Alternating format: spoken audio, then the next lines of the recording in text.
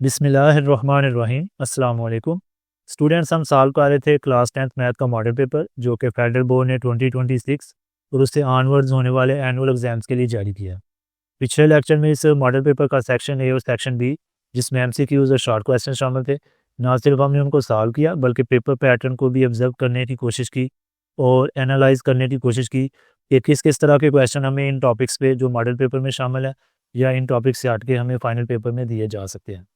अगर तो आपने वो वीडियो नहीं देखी तो डिस्क्रिप्शन में लिंक मिल जाएगा, ये ऊपर आई कार्ड में आपको नज़र आ जाएगा।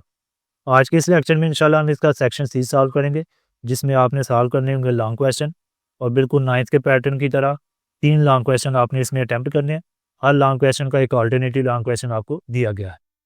जैसा कि हम जानते हैं कि नाइन्थ क्लास का फर्स्ट और सेकंड एनुअल पेपर हो चुके हैं, तो उस रवायत को अगर हम देखें और मॉडल पेपर को कंपेयर करें तो पिछले लेक्चर में भी हमने बात की थी कि 70 to 80% वही टॉपिक्स मॉडल पेपर वाले आपको फर्स्ट और सेकंड एनुअल में रिपीट किए गए हैं। तो इंशाल्लाह हम उम्मीद कर सकते हैं कि जो हमारा क्लास 10th का एनुअल पेपर होगा 2026 का, उसमें भी वो यही टॉपिक्स जो मॉडल पेपर में इन्हीं के ऊपर ज़्यादातर क्वेश्चंस दिए जाएंगे। तो लॉन्ग क्वेश्चन में हम कह सकते हैं कि 4 से 5 क्वेश्चन टोटल, वैसे देखें 6 क्वेश्चन है क्योंकि हर एक अल्टरनेटिव मौजूद है। 4 से 5 क्वेश्चन इन्हीं टॉपिक्स पे होंगे यानी इन चैप्टर्स से होंगे, ठीक है। बाकी वो एक आधा क्वेश्चन, एक दो क्वेश्चन जो है वो डिफरेंट टॉपिक पे या डिफरेंट चैप्टर से ले सकता है, इतनी गुंजाइश है। लेकिन वो भी देखें आपके पास चॉइस है तो वो कवर हो जाएगा, ठीक है। क्योंकि देखें चैप्टर नंबर, अगर मैं भी आपकी बात करूँ 8 ट्रिग्नोमेट्री का, उसके ऊपर कोई लॉन्ग क्वेश्चन नहीं दिया गया। वैसे तो उसके 4 ही SLOs हैं लेकिन लॉन्ग क्वेश्चन बन सकता है, तो वो चेंजिंग करके उसके ऊपर ट्रिग्नोमेट्री से भी कोई लॉन्ग क्वेश्चन आपको दे सकता है। बहरहाल आपने कोशिश करनी है कि इन टॉपिक्स को ज़रा बेहतर तौर पे तैयार करने की जो आपके मॉडल पेपर में लॉन्ग क्वेश्चन के ऊपर दिए गए हैं, ठीक है। तो अगर हम थोड़ा सा इसको ऑब्जर्व करें तो पहला जो क्वेश्चन है हमारे पास वो क्वाड्रेटिक इक्वेशन वाले टॉपिक से है, ठीक है। उसकी रियल लाइफ एप्लीकेशन और NDF की बात करूँ तो चैप्टर 2 है। तो इसको आपने कोशिश करना क्वाड्रेटिक इक्वेशन वाला देखें चैप्टर, काफ़ी इंपॉर्टेंट चैप्टर, इस पर लॉन्ग क्वेश्चन वो चेंज नहीं करेगा इंशाल्लाह, इसके ऊपर लॉन्ग क्वेश्चन वो ज़रूर देगा। बाकी ये रियल लाइफ एप्लीकेशंस पे आया तो हो सकता है वो system of equations, linear quadratic, या जो हमें अगर NDF की बात करूँ तो एक्सरसाइज 2.5 में पढ़ी है उसके ऊपर भी दे सकता है। इसके बाद इसका अल्टरनेटिव अगर हम देखें तो वो चैप्टर नंबर 1 से है कि कॉम्प्लेक्स इक्वेशंस को सॉल्व करना आपको आना चाहिए। ये NDF में भी क्वेश्चन मौजूद है और कैंटेप पे भी ये पूरी एक्सरसाइज मौजूद है, ठीक है। तो इसको आप तैयार कर लीजिएगा। उसके बाद ये देखें वेक्टर्स वाले चैप्टर से है और रियल लाइफ एप्लीकेशंस वेक्टर की, अगर NDF की बात करूँ तो चैप्टर नंबर 7 है। तो इसको आप अच्छे तरीके से तैयार कीजिएगा। इसकी ज़्यादातर क्वेश्चन जो है ना वो कैंटेप पब्लिशर की बुक में मौजूद है, एक पूरी एक्सरसाइज मौजूद है। बाकी अगर हम NDF की बात करें तो 7.1 के आखिरी 2 क्वेश्चन और व्यू एक्सरसाइज के आखिरी 4-5 क्वेश्चन, उसके ऊपर आप प्रैक्टिस कर लीजिएगा अच्छे तरीके से। फिर इसकी बात करें तो ये आपके पास आ जाता है चैप्टर नंबर, अगर NDF की बात करूँ तो 12 है, स्टैटिस्टिक्स वाला, उसके ऊपर लॉन्ग क्वेश्चन उसने दिया है। और ये तो देखें ग्राफ वाला हॉट टॉपिक है आपके मॉडल पेपर का, तो इसको आपने ज़रा बेहतर तौर पे तैयार करना है ग्राफ वाले टॉपिक को, और उसके ऊपर उसने शॉर्ट क्वेश्चन भी 2-3 दिए और लॉन्ग भी दे दिए, ठीक है। तो इसमें अगर हम NDF की बात करें तो जो एक्सरसाइज 6.3 है वो काफ़ी इंपॉर्टेंट है, उसको ज़रा अच्छे तरीके से तैयार कीजिएगा। बाकी ये लॉन्ग क्वेश्चन प्रैक्टिकल ज्योमेट्री से है, तो प्रैक्टिकल ज्योमेट्री की एक्सरसाइज आपकी 11.2, उसमें आपने सिर्फ क्वेश्चन नंबर 1 से लेकर 6 तक तैयार करना है, बाकी नहीं करने, क्योंकि आपके SLOs के मुताबिक यही क्वेश्चन है और मैंने करवाए भी अभी तक यही है, ठीक है। हो सकता है फ्यूचर में बाकी भी करवा दूँ लेकिन वो आपके SLOs के मुताबिक नहीं है। रियल लाइफ एप्लीकेशन वाला SLO है लेकिन उसमें जो क्वेश्चन दिए NDF वालों ने वो भी उन SLOs पे दिए हैं रियल लाइफ पे जो आपके मतलब के SLOs में शामिल नहीं है, ओल्ड सिलेबस का हिस्सा थे।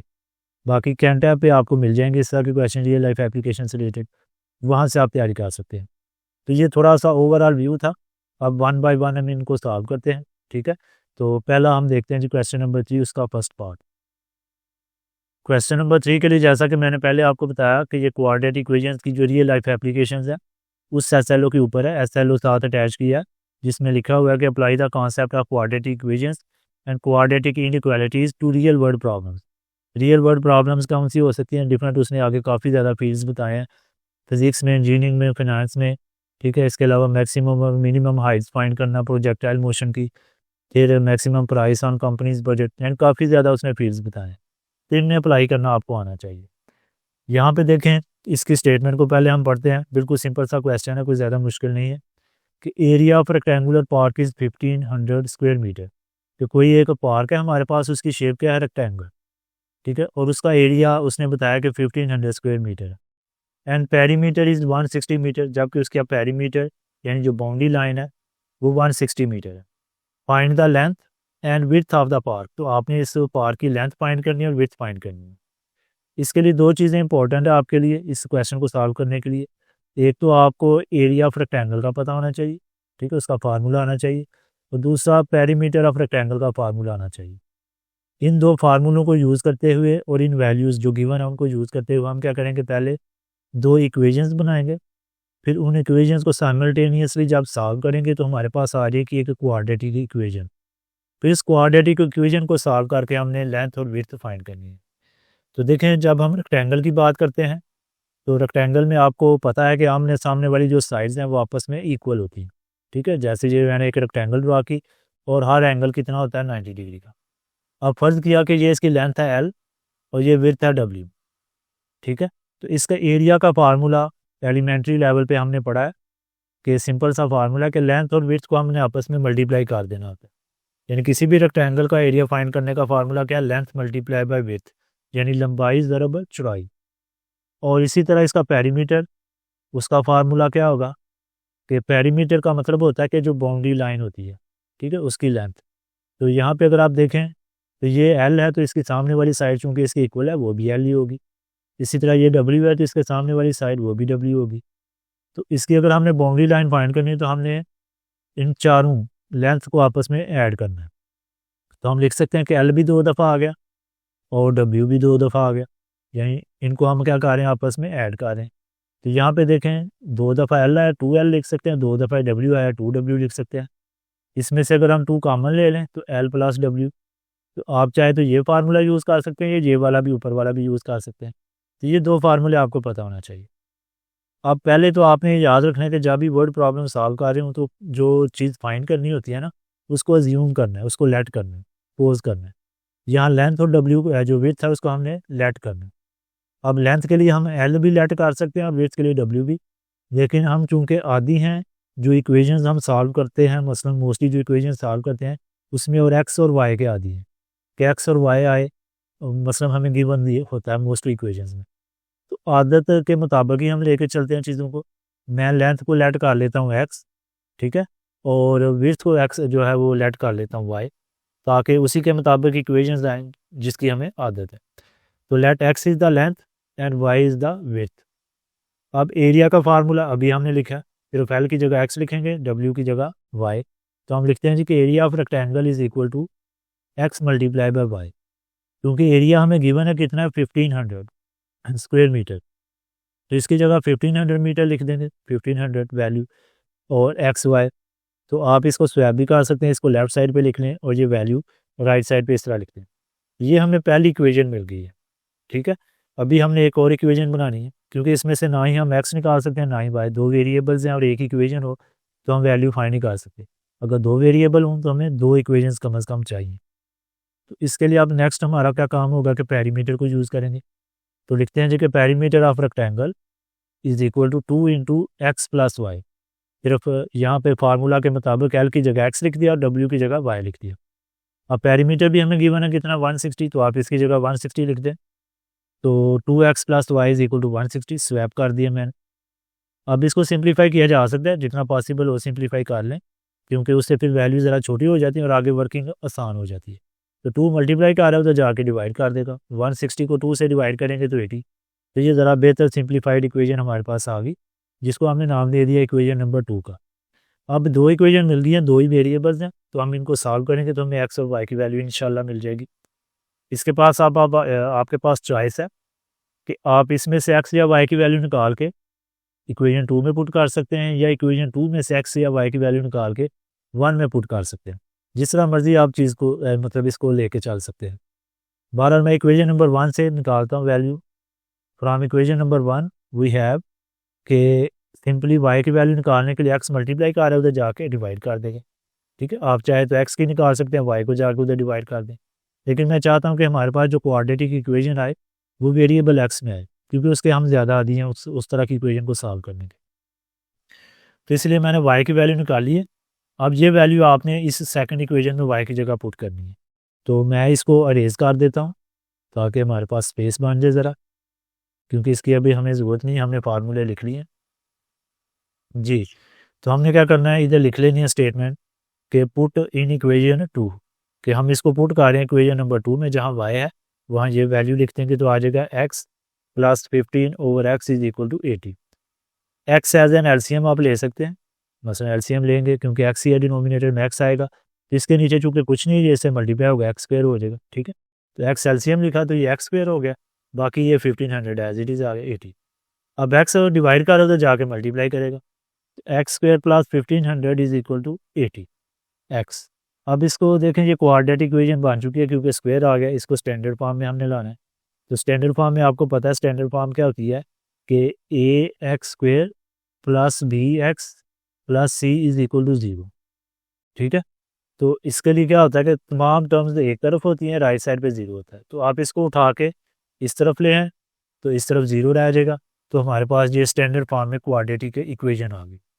अच्छा, यहाँ पे हमने वैल्यू ली है इक्वेशन 1 से और उसको फिर पुट किया है इक्वेशन 2 में। उससे क्या हुआ कि फ्रैक्शन में वैल्यू आई है, तो यहाँ हमें एलसीएम लेना पड़ा। मुझे लग रहा है कि अगर मैं इक्वेशन 2 में से वैल्यू लेके इक्वेशन 1 में पुट करता तो काम थोड़ा ज़्यादा आसान रहना था हमारे लिए, ठीक है। मैं आपको बता देता हूँ, थोड़ा सा आइडिया दे देता हूँ कि इक्वेशन 2 में से फर्स्ट गया मैं y की वैल्यू निकालता तो x उधर जाके माइनस हो जाएगा, तो y = 80 - x आ जाएगा, ठीक है। अब इसको हम इक्वेशन 3 का नाम दे लें और ये वैल्यू अब हम इसमें पुट करें, कहाँ पे, इक्वेशन नंबर 1 में, तो आ जाएगा 80 - x = 1500, ठीक है। अब आप जब x को मल्टीप्लाई करेंगे तो क्या हो जाएगा, 80x - x² = 1500, ठीक है। उसके बाद इन सब को क्योंकि x² को हमने पॉजिटिव करना होता है क्वाड्रेटिक इक्वेशन, इन सब को राइट साइड पे ले जाएं तो हमारे पास आ जाएगा x² उधर जाके पॉजिटिव, 80x माइनस और 1500 पहले ही उधर मौजूद है। तो इस तरह भी आप ये स्टैंडर्ड फॉर्म में इस तरह इक्वेशन में आ सकते हैं, ठीक है। इसमें यह है कि फिर आपको एलसीएम वगैरह नहीं लेना पड़ा, काम थोड़ा आसान है, सिर्फ मल्टीप्लाई किया है दोनों के साथ। मेरे ख्याल में ये आपके लिए बेहतर रहेगा। अब आपको इसको सॉल्व करने के डिफरेंट मेथड है, 3 मेथड तो आपने पढ़े हैं, चौथा भी है ग्राफिकल, लेकिन वो कम यूज़ किया जाता है। तो आपने क्या करना है कि क्वाड्रेटिक फार्मूला भी लगा सकते हैं, इसकी फैक्टराइजेशन भी कर सकते हैं। कंप्लीटिंग स्क्वायर हम ज़रा पसंद नहीं करते, तो वो तो कम ही लोग यूज़ करेंगे, ठीक है। तो क्वाड्रेटिक फार्मूला लगा के भी आप सॉल्व कर सकते हैं और फैक्टराइजेशन भी, लेकिन मैं प्रेफर करता हूँ फैक्टराइजेशन जहाँ पॉसिबल हो उसको ही यूज़ करने की, क्योंकि उसमें कैलकुलेशन ज़रा कम हो जाती है। अब यहाँ ये बड़े नंबर है, इसकी फैक्टराइजेशन करना थोड़ा मुश्किल है, फैक्टर फाइंड करना मुश्किल है, लेकिन आप कैलकुलेटर यूज़ कर लें। कैलकुलेटर में आपको बता देता हूँ कि सिंपली क्या करेंगे आप, कि मोड का बटन प्रेस करें और ये 5 नंबर पे इक्वेशन लिखा हुआ है 5 को प्रेस करें, तो 3 नंबर पे लिखा है ax² + bx + c, ठीक है, यानी क्वाड्रेटिक इक्वेशन। 3 को प्रेस किया, अब आपने इसमें a b c की वैल्यू लिखनी है। a की वैल्यू यानी x का कोएफिशिएंट 1 है, इक्वल का बटन प्रेस किया, फिर x का कोएफिशिएंट -80 है, इक्वल का बटन प्रेस किया, इसको मतलब लिख के, फिर जो है हमारे पास है वो 1500, तो 1500 में प्रेस करता हूँ, अब c जो वैल्यू है हमारे पास, तो इक्वल का बटन प्रेस किया। अब इक्वल का बटन प्रेस करेंगे तो एक फैक्टर आ रहा है 50 और एक आ रहा है 30, ठीक है। इस तरह आप ये फैक्टर जल्दी फाइंड कर सकते हैं, यानी 50 और 30 का मल्टीपल होगा ये, ठीक है। यानी 1500 को 1 से मल्टीप्लाई करें तो 1500 आया, 2 नंबर ढूंढें जिनको मल्टीप्लाई करने से 1500 आए और प्लस या माइनस करने से हमारे पास है ये एक्स कोएफिशिएंट 80 है। ये काफ़ी डिटेल में हमने एक्सरसाइज सोल्यूशन में पढ़ा हुआ है। अब प्लस करना है या माइनस, वो हम इसका तो यानी कि जो वैल्यू होती है, सॉरी सिंबल होती है, अलामत होती है, उसको देकर डिसाइड करते हैं कि कांस्टेंट से पहले प्लस है या माइनस। यहाँ प्लस है तो प्लस करेंगे, इसका मतलब हमने पहले फैक्टर फाइंड कर लें कि 30 मल्टीप्लाई बाय 50 1500 और 30 + 50 क्या आ जाएगा आपके पास 80। तो बेहतर आप इसको जो है वो ब्रैकेट में लिख लें। वैसे आप क्वाड्रेटिक फार्मूला भी लगा सकते हैं अगर चाहें, तो कोई पाबंदी नहीं है, क्योंकि यहाँ पे उसने नहीं मेंशन किया कि आपने किस मेथड से सॉल्व करना है। अगर जहाँ मेंशन किया हो तो फिर वहाँ फिर हमें वही मेथड यूज़ करना पड़ता है। तो x² एज इट इज़ आ गया, इसको मैंने 80 को ब्रैकेट के अंदर लिख लिया 50 + 30। अब माइनस अंदर लेके जाएंगे तो लामतें बदल जाएंगी, साथ x आ जाएगा, तो x² - 50x - 30x + 1500 = 0। अब हमने ग्रुपिंग मेथड यूज़ करना है कि दो दो के जोड़े बना लेने। इसमें से देखें आपको कॉमन क्या नज़र आ रहा है, एक्स कॉमन लेंगे, बाकी क्या रह जाएगा एक्स माइनस 50। इसमें माइनस जो भी इधर लामत हो वही आपने कॉमन लेनी है, साथ 30 कॉमन आएगा, तो माइनस 30 कॉमन लेंगे तो एक्स, ये माइनस कॉमन लेने से ये माइनस हो गया 50, ये सेम सेम आने चाहिए। तो इसको दोबारा कॉमन लिया तो आ जाएगा हमारे पास एक्स माइनस 50 को दोबारा कॉमन लिया, बाकी क्या रहेगा एक्स माइनस 30।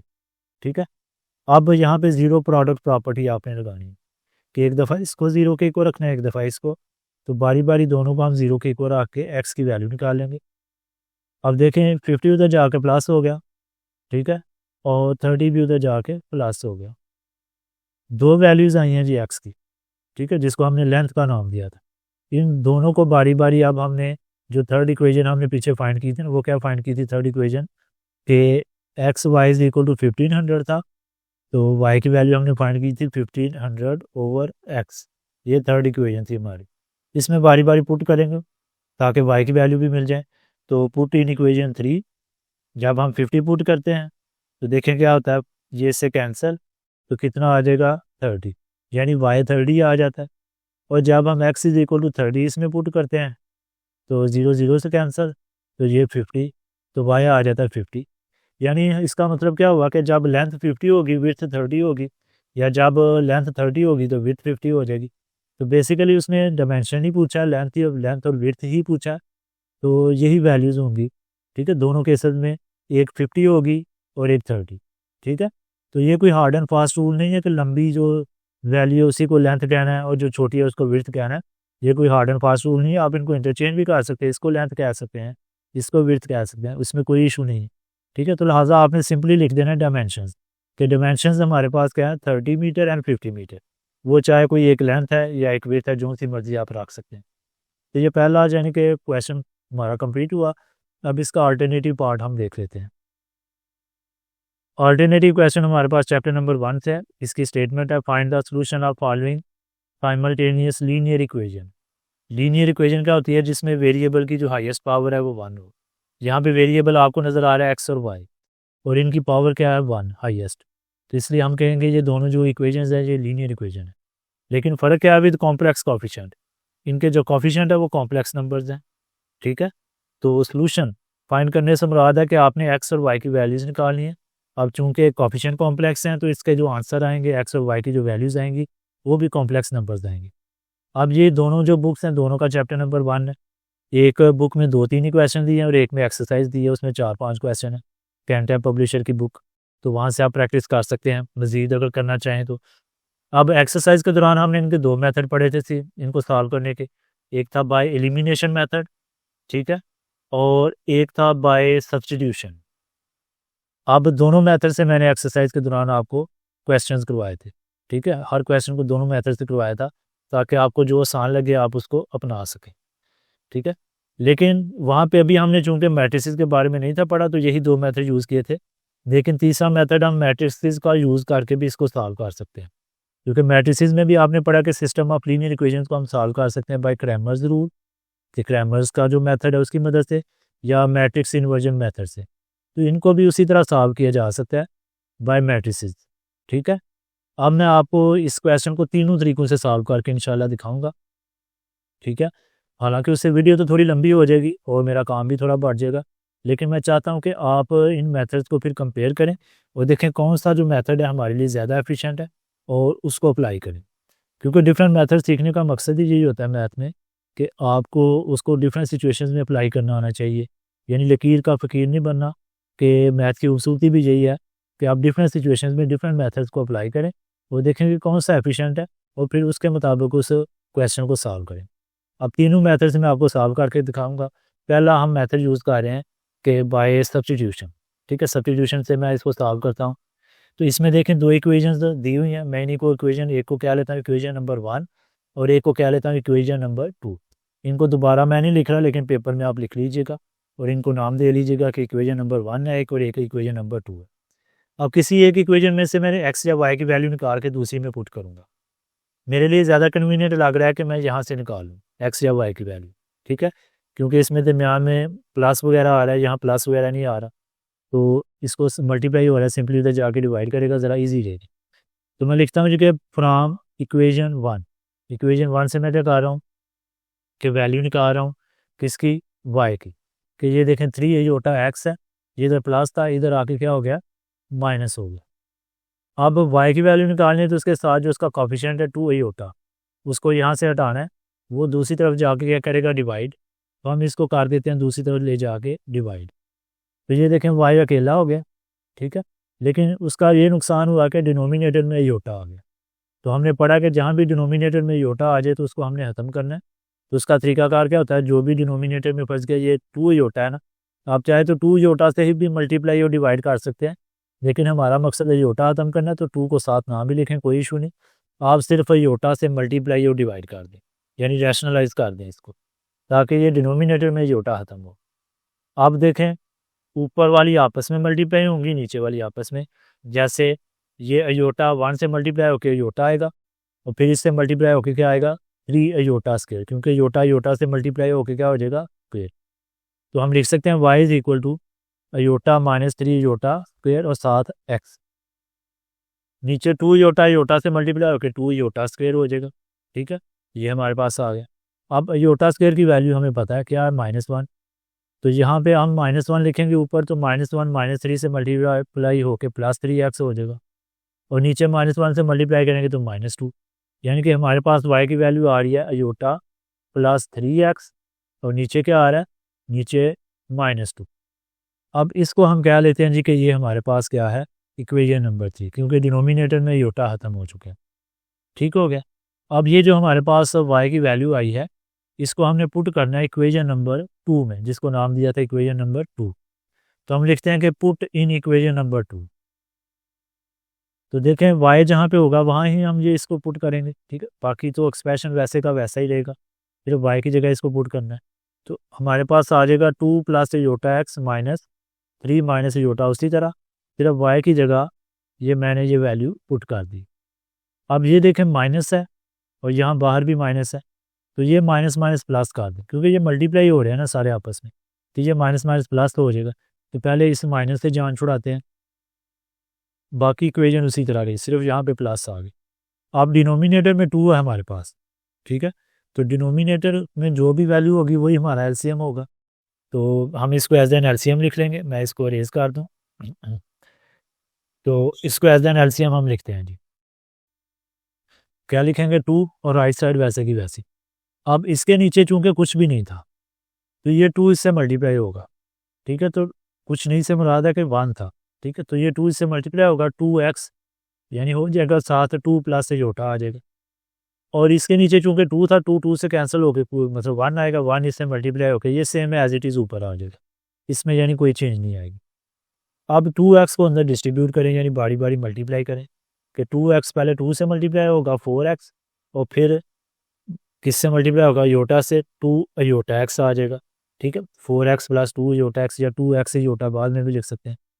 अब इनको मल्टीप्लाई करना है हमने, तो बारी बारी उसी तरह मल्टीप्लाई करते हैं हम, कि देखें पहले 3 अयोटा से मल्टीप्लाई होकर 3 अयोटा, फिर 3 से x से मल्टीप्लाई होकर 9x आ गया, तो 3 अयोटा + 9x।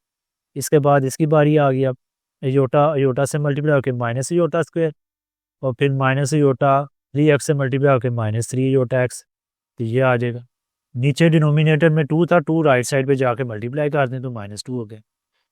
अब x देखें, ये x वाली रकम है जिसमें योटा नहीं है, और ये x वाली रकम है जिसमें योटा नहीं है, यानी रियल x वाली जो वैल्यूज़ हैं उनको आपस में ऐड माइनस करें, तो 9 + 4 कितना हो जाएगा, 13x। इसके बाद ये x वाली रकम है जिसमें योटा है, और एक हमारे पास ये x वाली रकम है जिसमें अयोटा है, ठीक है, तो इनको आपस में प्लस माइनस कर सकते हैं, तो 2x - 3x -x अयोटा आ जाएगा हमारे पास इसकी जगह, ठीक है, या अयोटा x पहले लिख लें। उसके बाद देखें ये अयोटा वाली तो है लेकिन इसमें x नहीं है, ठीक है, और minus iota square minus minus, क्योंकि अयोटा स्क्वायर की जगह -1 आएगा तो +1 हो जाएगा, तो 3 अयोटा +1, ठीक है, ये हमारे पास आ जाएगा, तो 3 अयोटा +1 राइट साइड पे -2।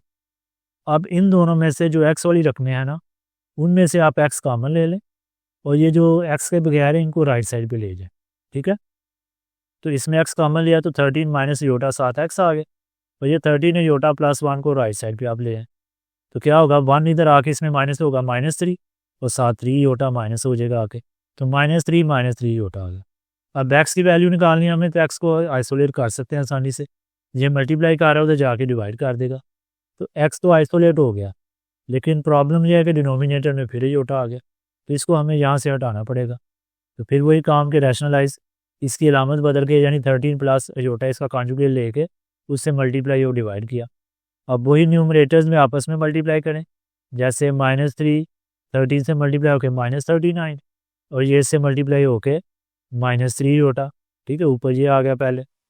अब इसके बाद दूसरे की बारी आ गई, -3 योटा 13 से मल्टीप्लाई होके -39 योटा, और फिर ये इससे मल्टीप्लाई होके माइनस ये आएगा 3 योटा स्क्वायर होगा, योटा स्क्वायर की वैल्यू -1 है तो +3 हो जाएगा। इस तरह आप इसको सिंप्लीफाई कर सकते हैं। नीचे देखें आप फार्मूला लगाएंगे a minus b a plus b वाला, कि 13 का स्क्वायर माइनस योटा का स्क्वायर। अब ऊपर देखें कौन सी आपस में प्लस माइनस हो रही है, -39 प्लस 3 करेंगे तो -36 और -39 -3 करेंगे क्योंकि ये दोनों योटा वाली हैं, -42 योटा, और इमेजिनरी नंबर्स को आपस में ऐड किया और रियल को आपस में। 13 का स्क्वायर क्या आएगा 169, योटा स्क्वायर की जगह -1 इस माइनस से मल्टीप्लाई होकर प्लस हो जाएगा, ठीक है। इसका मतलब 139 प्लस 1 कितना हो जाएगा, 169 प्लस 1 कितना हो जाएगा 170, तो ये 170 नीचे आ गया। अब 170 को दोनों के नीचे अलग-अलग हम कर सकते हैं, तो -36 और 170 अलग, -42 और 170 योटा अलग, ताकि रियल और इमेजिनरी पार्ट अलग हो जाए। इनको सिंप्लीफाई किया जा सकता है, दोनों क्या हो सकते हैं 2 पे डिवाइड 18 और ये कितना आ जाएगा 185 85 सिर्फ।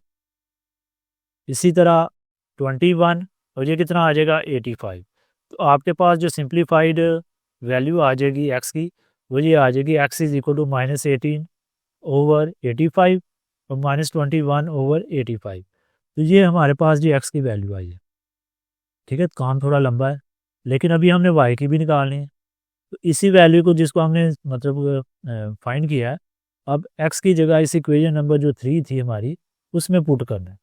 लेकिन देखें ये फ्रैक्शन में है, ये भी फ्रैक्शन में है, तो कॉम्प्लेक्स फ्रैक्शन हो जाएगी, तो क्यों ना मैं ये करूं कि इसको इस तरह लिख लूं कि अयोटा प्लस 3x और ये जो बटे में -2 है इसको अलग ऐसे कर लूँ 1 ओवर -2। इस तरह ये होगा कि x की वैल्यू लगाएंगे तो ज़्यादा कॉम्प्लेक्स फ्रैक्शन नहीं बनेगी, थोड़ा ईजी रहेगा। बाकी यहाँ भी आपने कोशिश करनी है कि 85 को इकट्ठा नीचे लिख लिया जाए, मतलब मैं इसको इस तरह लिख सकता हूँ कि -18 प्लस -21 i ओवर 85 इस तरह लिख लेता हूँ, ताकि बाद में हमें ज़रा प्रॉब्लम कम हो। तो ये वैल्यू आप यहाँ पे आप पुट करेंगे, ठीक है। तो हमारे पास इधर लिख लेते हैं पुट इन इक्वेशन नंबर 3 के 3 इक्वेशन में हम पुट कर रहे हैं इसको, तो लिखते हैं कि y is equal to iota plus 3 -18 -21 iota over 85, तो देखें 1 ओवर -2 लगा। अब 85 इसका एलसीएम आएगा, ठीक है, अब उसके साथ 3 को भी अंदर हम डिस्ट्रीब्यूट कर देंगे। 85 एलसीएम आएगा तो इसके नीचे चूँकि 1 है तो ये इससे मल्टीप्लाई होकर 85 योटा हो जाएगा, ठीक है। नीचे लिख लिया 85, ये आ गया 85 अयोटा। अब 3 को अंदर डिस्ट्रीब्यूट करें, इससे मल्टीप्लाई हुआ कितना आ गया, वो आ गया जी -54, फिर 3 ने 21 से मल्टीप्लाई किया -63 अयोटा, बाकी ये 7 उसी तरह रही। यहाँ पे देखें ये योटा वाली रकम है, ये भी योटा वाली रकम है, इनको हम आपस में प्लस माइनस कर सकते हैं, तो बाकी रह जाएगा 22 योटा, ठीक है, -54 और ये -2 इस नीचे वाली से मल्टीप्लाई कर दें, ठीक है, तो -170 आ जाएगा और ऊपर आ जाएगा -54 को मैंने पहले लिख लिया, योटा वाली को आपस में प्लस माइनस करके 22 योटा। अब इसको इन दोनों के नीचे अलग-अलग लिखें ताकि रियल पार्ट भी अलग हो जाए और इमेजिनरी पार्ट भी अलग हो जाए। ये देखें माइनस माइनस से कैंसिल, तो बाकी क्या आ गया 227 से और ये 85, इसी तरह ये 11 और ये 85, ये माइनस प्लस माइनस माइनस हो जाएगा, ठीक है, इस चीज़ का ख्याल रखना है। तो आपके पास आ जाएगा y, हमारे पास आ गया 27 और 85 क्योंकि माइनस माइनस से कैंसिल हो गए प्लस, और ये प्लस माइनस माइनस 11 और 85 अयोटा। इस तरह ये हमने दोनों वैल्यूज़ फाइंड कर ली। आई होप कि आपको समझ आ चुकी होगी। ये कौन था, ये सब्स्टिट्यूशन का मेथड था। अब एलिमिनेशन मेथड से भी हम करके देख लेते हैं कि वो कैसे होगा। एलिमिनेशन मेथड में हमने क्या करना होता है कि किसी एक वेरिएबल को पहले एलिमिनेट करना होता है, ख़त्म करना होता है। कि जैसे हम एलिमेंट्री लेवल पे क्या करते थे कि फ़र्ज़ किया ये मैंने एक इक्वेशन लिखी और एक मैं और कोई इक्वेशन लिख लेता हूँ, ठीक है, प्लस वाई से निकाल लेता हूँ इज़ इक्वल टू 4। अब हमने देखना होता है कि किन दो वेरिएबल्स के कोएफ़िशिएंट आपस में इक्वल है। जैसे ये 2 है, ये 4 है, ये डिफरेंट है, और ये 1 है और ये भी 1 है, ठीक है। तो हम क्या करेंगे कि इनके कोएफ़िशिएंट चूँकि आपस में इक्वल है, तो इन दोनों के इक्वेशंस को आपस में हम ऐड करेंगे तो एक वेरिएबल एलिमिनेट हो जाएगा, यानी ये आपस में कैंसिल हो जाएंगे। इसको लिख लेंगे 6x इज़ इक्वल टू 7 और x की वैल्यू आसानी से फाइंड कर लेंगे, ठीक है। उसको फिर किसी भी एक इक्वेशन में पुट करके y की वैल्यू फाइंड कर लेंगे। अगर ये ऑलरेडी लामतें सेम हो, जैसे यहाँ पे तो डिफरेंस ही सेम हो, तो फिर हम प्लस करने की बजाय क्या करते हैं, माइनस करते हैं, यानी कि लामतें चेंज करते हैं, ठीक है। और अगर कोई भी वेरिएबल ऐसा ना हो कि जिसके कोएफ़िशिएंट आपस में इक्वल हों, जैसे मैं यहाँ 3 लिख देता हूँ, तो फिर हम किसी एक वेरिएबल के कोएफ़िशिएंट को इक्वल करने के लिए किसी नंबर से मल्टीप्लाई करते हैं, ठीक है। उसमें ज़ाहिर है फिर 1-2 स्टेप हमें एक्स्ट्रा करना पड़ता है। अगर वेरिएबल एक जैसे हों तो फिर ये काम ज़रा ये वाला मेथड जल्दी करता है, वरना अगर वेरिएबल इक्वल करके एलिमिनेट करना हो तो फिर 1-2 स्टेप हमें एक्स्ट्रा करना पड़ता है। अब इसमें देखें तो आपको कोई भी ऐसा वेरिएबल नज़र नहीं आ रहा जिसके कोएफ़िशिएंट ऑलरेडी इक्वल हों। जैसे इधर x का कोएफ़िशिएंट क्या है, 3i, और इधर 2 प्लस i है, इधर 2i है और इधर माइनस इंटू 3 माइनस i है। तो अगर तो हम एलिमिनेशन मेथड अप्लाई करना चाहते हैं तो हमें पहले इनके कोएफ़िशिएंट्स को इक्वल करना होगा। अब किन कोएफ़िशिएंट्स को इक्वल करना है वो आपकी चॉइस है, जिनको मर्ज़ी कर सकते हैं।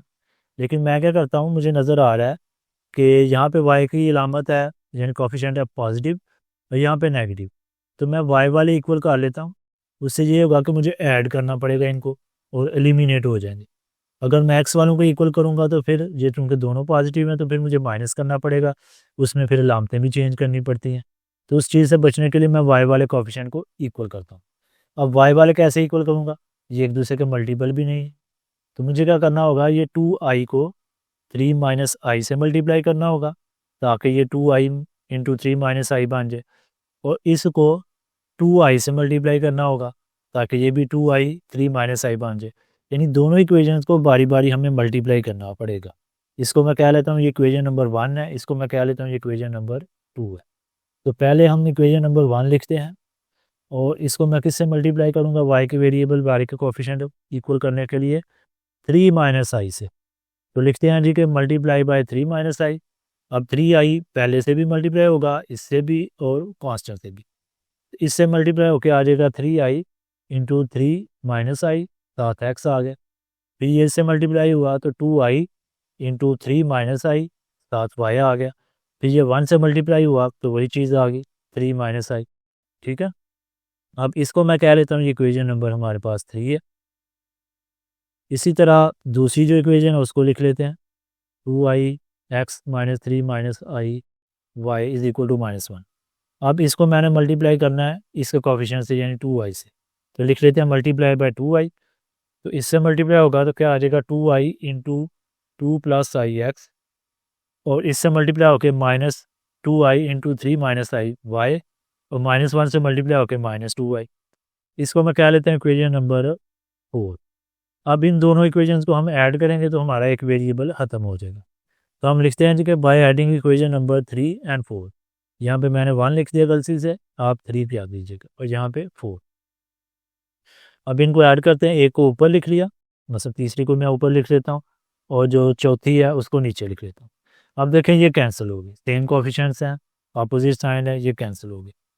इनको आपस में ऐसे ही, मतलब इसमें मैं इसमें और इनको आपस में ऐसे ही ऐड करके और x दोनों का एज कॉमन बाहर लिख लेता हूँ, यानी 3i 3 माइनस आई प्लस 2i 2 प्लस आई x बाहर। अब ये देखें 3 तो ऐसे ही आएगा, -2i में माइनस आई होगा तो -3i हो जाएगा, तो ये हमारे पास आ जाएगा 3 माइनस 3i। अब इसको सिंप्लीफाई करें, 3i पहले 3 से मल्टीप्लाई होगा 9i, फिर 3i माइनस आई से मल्टीप्लाई होके -3i स्क्वेयर हो जाएगा, ठीक है। इसके बाद 2i 2 से मल्टीप्लाई होकर 4i, और 2i i से मल्टीप्लाई होकर 2i स्क्वेयर हो जाएगा x। ये राइट साइड तो वैसे ही रहेगी, इसमें कोई चेंज नहीं आएगा।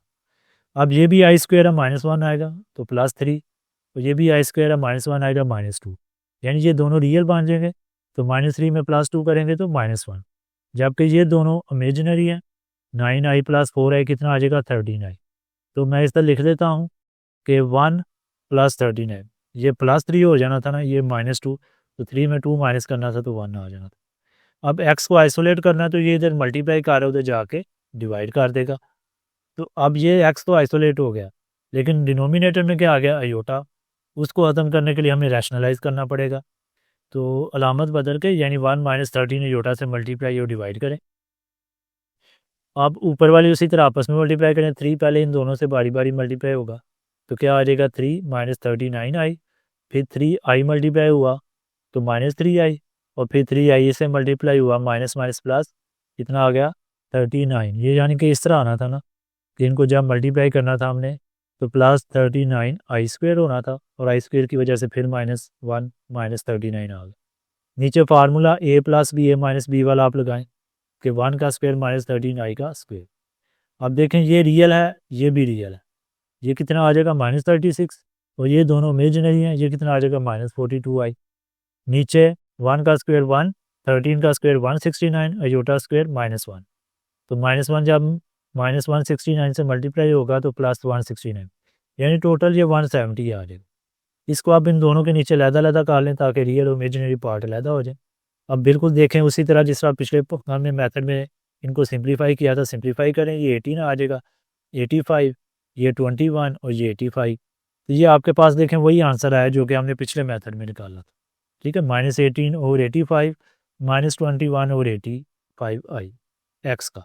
अब वाई की वैल्यू निकालनी है तो इसको आप जिस मर्जी इक्वेशन में पुट कर सकते हैं, लेकिन ज़्यादा कन्वीनियंट रहेगा कि हम इस इक्वेशन 1 में पुट करें, जहाँ से वैल्यू निकालना ज़रा आसान रहेगा। तो यहाँ पे जहाँ एक्स था, ठीक है, एक्स की जगह मैंने क्या लिख दिया, -18 -21 आई और 85 को नीचे इकट्ठा लिख दिया, बाकी 2 आई वाई उसी तरह =1। अब इसको आप उसी तरह अंदर डिस्ट्रीब्यूट करेंगे। ठीक है, 85 तो देखें एलसीएम आएगा, इसके नीचे कुछ नहीं है तो ये तो एलसीएम आ जाएगा। बाकी इसको अंदर डिस्ट्रीब्यूट करें, 3 आई -18 से मल्टीप्लाई होकर -54 आई, और 3 आई -21 से मल्टीप्लाई होके -63 आई स्क्वेयर आना है, यानी ये आना था, यानी इन दोनों ने जब मल्टीप्लाई होना था क्या आना था, -63 आई स्क्वेयर। तो आई स्क्वेयर की जगह -1 तो +63।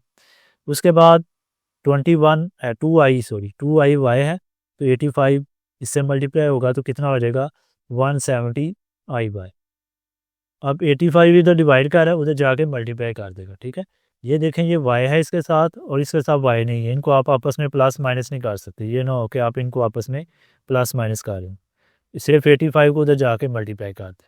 अब y को हमने आइसोलेट करना है, y को अकेला करना है, तो पहले तो ये जो दोनों रकमें हैं इनको राइट साइड पे ले जाएं। ठीक है, ताकि 170 आई वाई इधर रहे, 85 -63 हो गया ये भी, और ये इधर आके प्लस हो गया।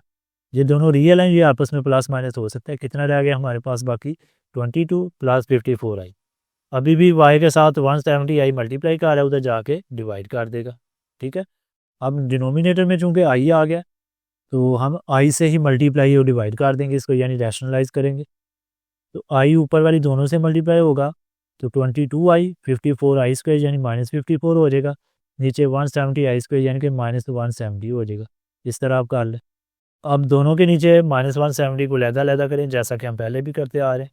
तो इसको सिंप्लीफाई करेंगे, दोनों मतलब कि 2 पे डिवाइड होंगे तो क्या आ जाएगा 11 और ये 85। तो -11 और 85 आई बाद में लिख लेंगे, और इसको भी सिंप्लीफाई करें 27 और 85, ये माइनस माइनस प्लस तो हो जाएगा, तो 27 और 85 पहले लिख लेते हैं। ठीक है, तो इस तरह भी देखें तो आपके पास वही आंसर आया है जो कि हमने पहले मेथड में निकाला। अब इसी क्वेश्चन को हम थर्ड मेथड से, जो कि मैट्रिसेस का मेथड जो कि आप पढ़ चुके हैं, उसकी मदद से सॉल्व करने की कोशिश करते हैं। तो हमारे पास उसी तरह दो इक्वेशंस है, लीनियर इक्वेशंस है, सिर्फ फ़र्क क्या है कि यहाँ पे कॉम्प्लेक्स कोएफिशिएंट है।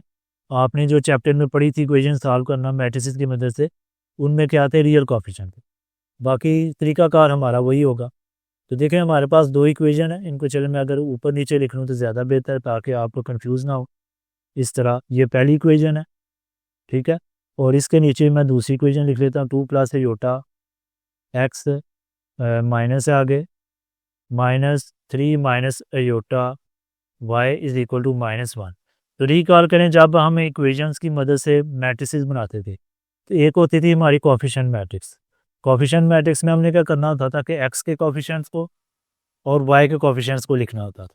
ठीक है, जैसे पहली इक्वेशन में x का कोएफिशिएंट क्या है 3i, वो मैंने पहले लिखा, फिर स्पेस दी, फिर y का कोफिशिएंट क्या है 2i वो लिखा, ठीक है। इसी तरह दूसरी इक्वेशन में x का कोफिशिएंट क्या है 2 + i, वो उसी तरह x वाले के नीचे लिखा, और y का कोफिशिएंट क्या है 7 माइनस हो तो माइनस लिखना, तो माइनस इंटू 3 - i वो y वाले के नीचे लिखा। इस तरह पहले कॉलम में क्या है, ये हमारे x के कोफिशिएंट आए और दूसरे कॉलम में y के कोफिशिएंट आए, इसे हम कहते हैं कोफिशिएंट मैट्रिक्स। और एक मैट्रिक्स वो होती थी वेरिएबल मैट्रिक्स उसे कहते थे, यानी जिनकी वैल्यू फाइंड करनी। और इस तरह कॉलम की फॉर्म में, यानी कॉलम मैट्रिक्स की फॉर्म में हम लिखते थे, फिर इक्वल डाल के और राइट साइड पे जो हमारे पास नंबर होते थे उसकी भी एक कॉलम मैट्रिक्स लिखते थे इस तरह, ठीक है। यानी ऊपर 1 लिख लिया, नीचे -1। इस बात का ख्याल रखना है कि जिस इक्वेशन के कोफिशिएंट ऊपर लिखे हैं उसी इक्वेशन का राइट साइड पे जो कांस्टेंट वैल्यू है वो ऊपर आनी चाहिए, ठीक है। इसी तरह दूसरी इक्वेशन का कोफिशिएंट मैंने नीचे लिखे हैं, तो राइट साइड पे उसकी जो राइट साइड वाली वैल्यू है वो नीचे लिखिए। अब इस तरह की इक्वेशन को सॉल्व करने के आपने 2 मेथड पढ़े हैं, एक क्रैमर रूल पढ़ा था और एक क्या पढ़ा था, matrix inversion method. Cramer's rule and matrix inversion method, ये 2 मेथड हमने पढ़े थे, ठीक है। अब हमें क्रैमर रूल ज़रा आसान लगता है। क्यों आसान लगता है? क्योंकि इसमें हमने सिर्फ डिटर्मिनेंट्स ही लेने पड़ते हैं, जबकि मैट्रिक्स इन्वर्जन मेथड में क्या होता है कि हमें इन्वर्स निकालना पड़ता है और फिर मैट्रिसेस को मल्टीप्लाई भी करना पड़ता है, जो कि कदरे ज़रा मुश्किल है। तो हम क्रैमर रूल यहाँ पे अप्लाई करेंगे। क्रैमर रूल में आपने क्या करना है कि पहले जो आपके पास ये कोफिशिएंट मैट्रिक्स है ना, कोई भी चाहे मैट्रिक्स इन्वर्जन मेथड ही क्यों ना हो, आपने पहले कोफिशिएंट मैट्रिक्स का डिटर्मिनेंट लेना है कि अगर ये 0 नहीं आता तो फिर आगे प्रोसीड करना, अगर ये 0 आ गया तो वहाँ ही आपने रुक जाना है, क्योंकि वो आगे उसका सोल्यूशन पॉसिबल नहीं होता। तो हम इसको नाम दे लेते हैं कि ये हमारे पास ए मैट्रिक्स है, ठीक है। और इसका हम क्या लेने जा रहे हैं अब, डिटर्मिनेंट। ये डिटर्मिनेंट की सिंबल है। डिटर्मिनेंट में क्या करना होता है, ये जो मेन डायगोनल के एलिमेंट है, यानी ये वाले जो ब्लू कलर में नजर आ रहे हैं, इनको पहले मल्टीप्लाई करना है आपस में, ठीक है। तो 3i multiply by -3i, 3 - i, ये माइनस मैंने पहले लिख दिया, दरमियान में माइनस आता है डिटर्मिनेंट का। और ये जो ग्रीन कलर में आपको नजर आ रहा है सेकेंडरी डायगोनल के एलिमेंट, इनको आपस में मल्टीप्लाई करना है आपने। अब देखें -3i 3 से मल्टीप्लाई होकर -9i, और ये माइनस माइनस क्या हो जाएगा +3i²। तो इस तरह आप इसको लिख सकते हैं -9i + 3i²। अब -2i 2 से मल्टीप्लाई होकर -4i, और प्लस माइनस माइनस 2i²। अब i² की वैल्यू क्या होती है -1, तो ये -3 हो जाएगा, और ये -1 + 2, यानी -3 में +2 करेंगे तो कितना रह जाएगा -1। बाकी ये दोनों इमेजिनरी हैं, -9i और -4i, इनको जमा कर सकते हैं आपस में तो -13i आएगा। तो हमारे पास आ जाएगा -1 -13i। अब चूंकि ये 0 नहीं है, ठीक है, अगर 0 आ जाता तो फिर तो क्या ही बात थी, लेकिन 0 नहीं आया, तो हम कह सकते हैं कि it is not equal to 0। तो हमें फिर अब आगे प्रोसीड करना पड़ेगा।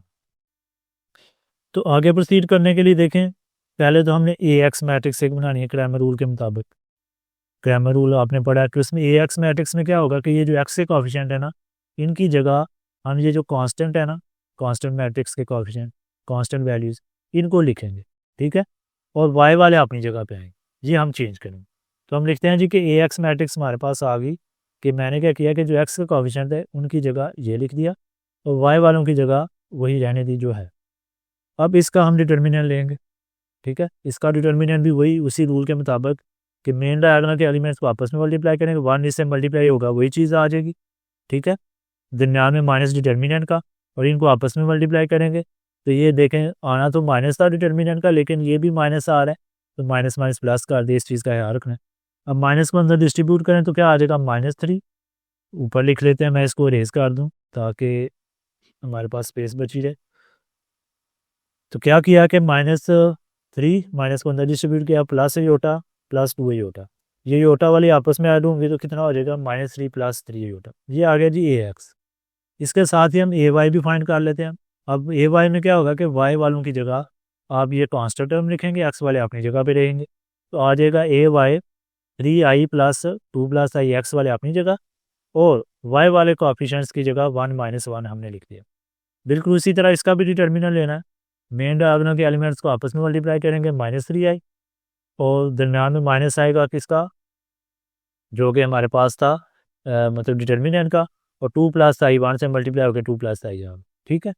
अब देखें कि ये माइनस को अंदर डिस्ट्रीब्यूट करेंगे तो -2 - i आ जाएगा, ये आई वाली आपस में जमा मनफी होंगी, -4i -2 आ जाएगा, यानी -2 -4i।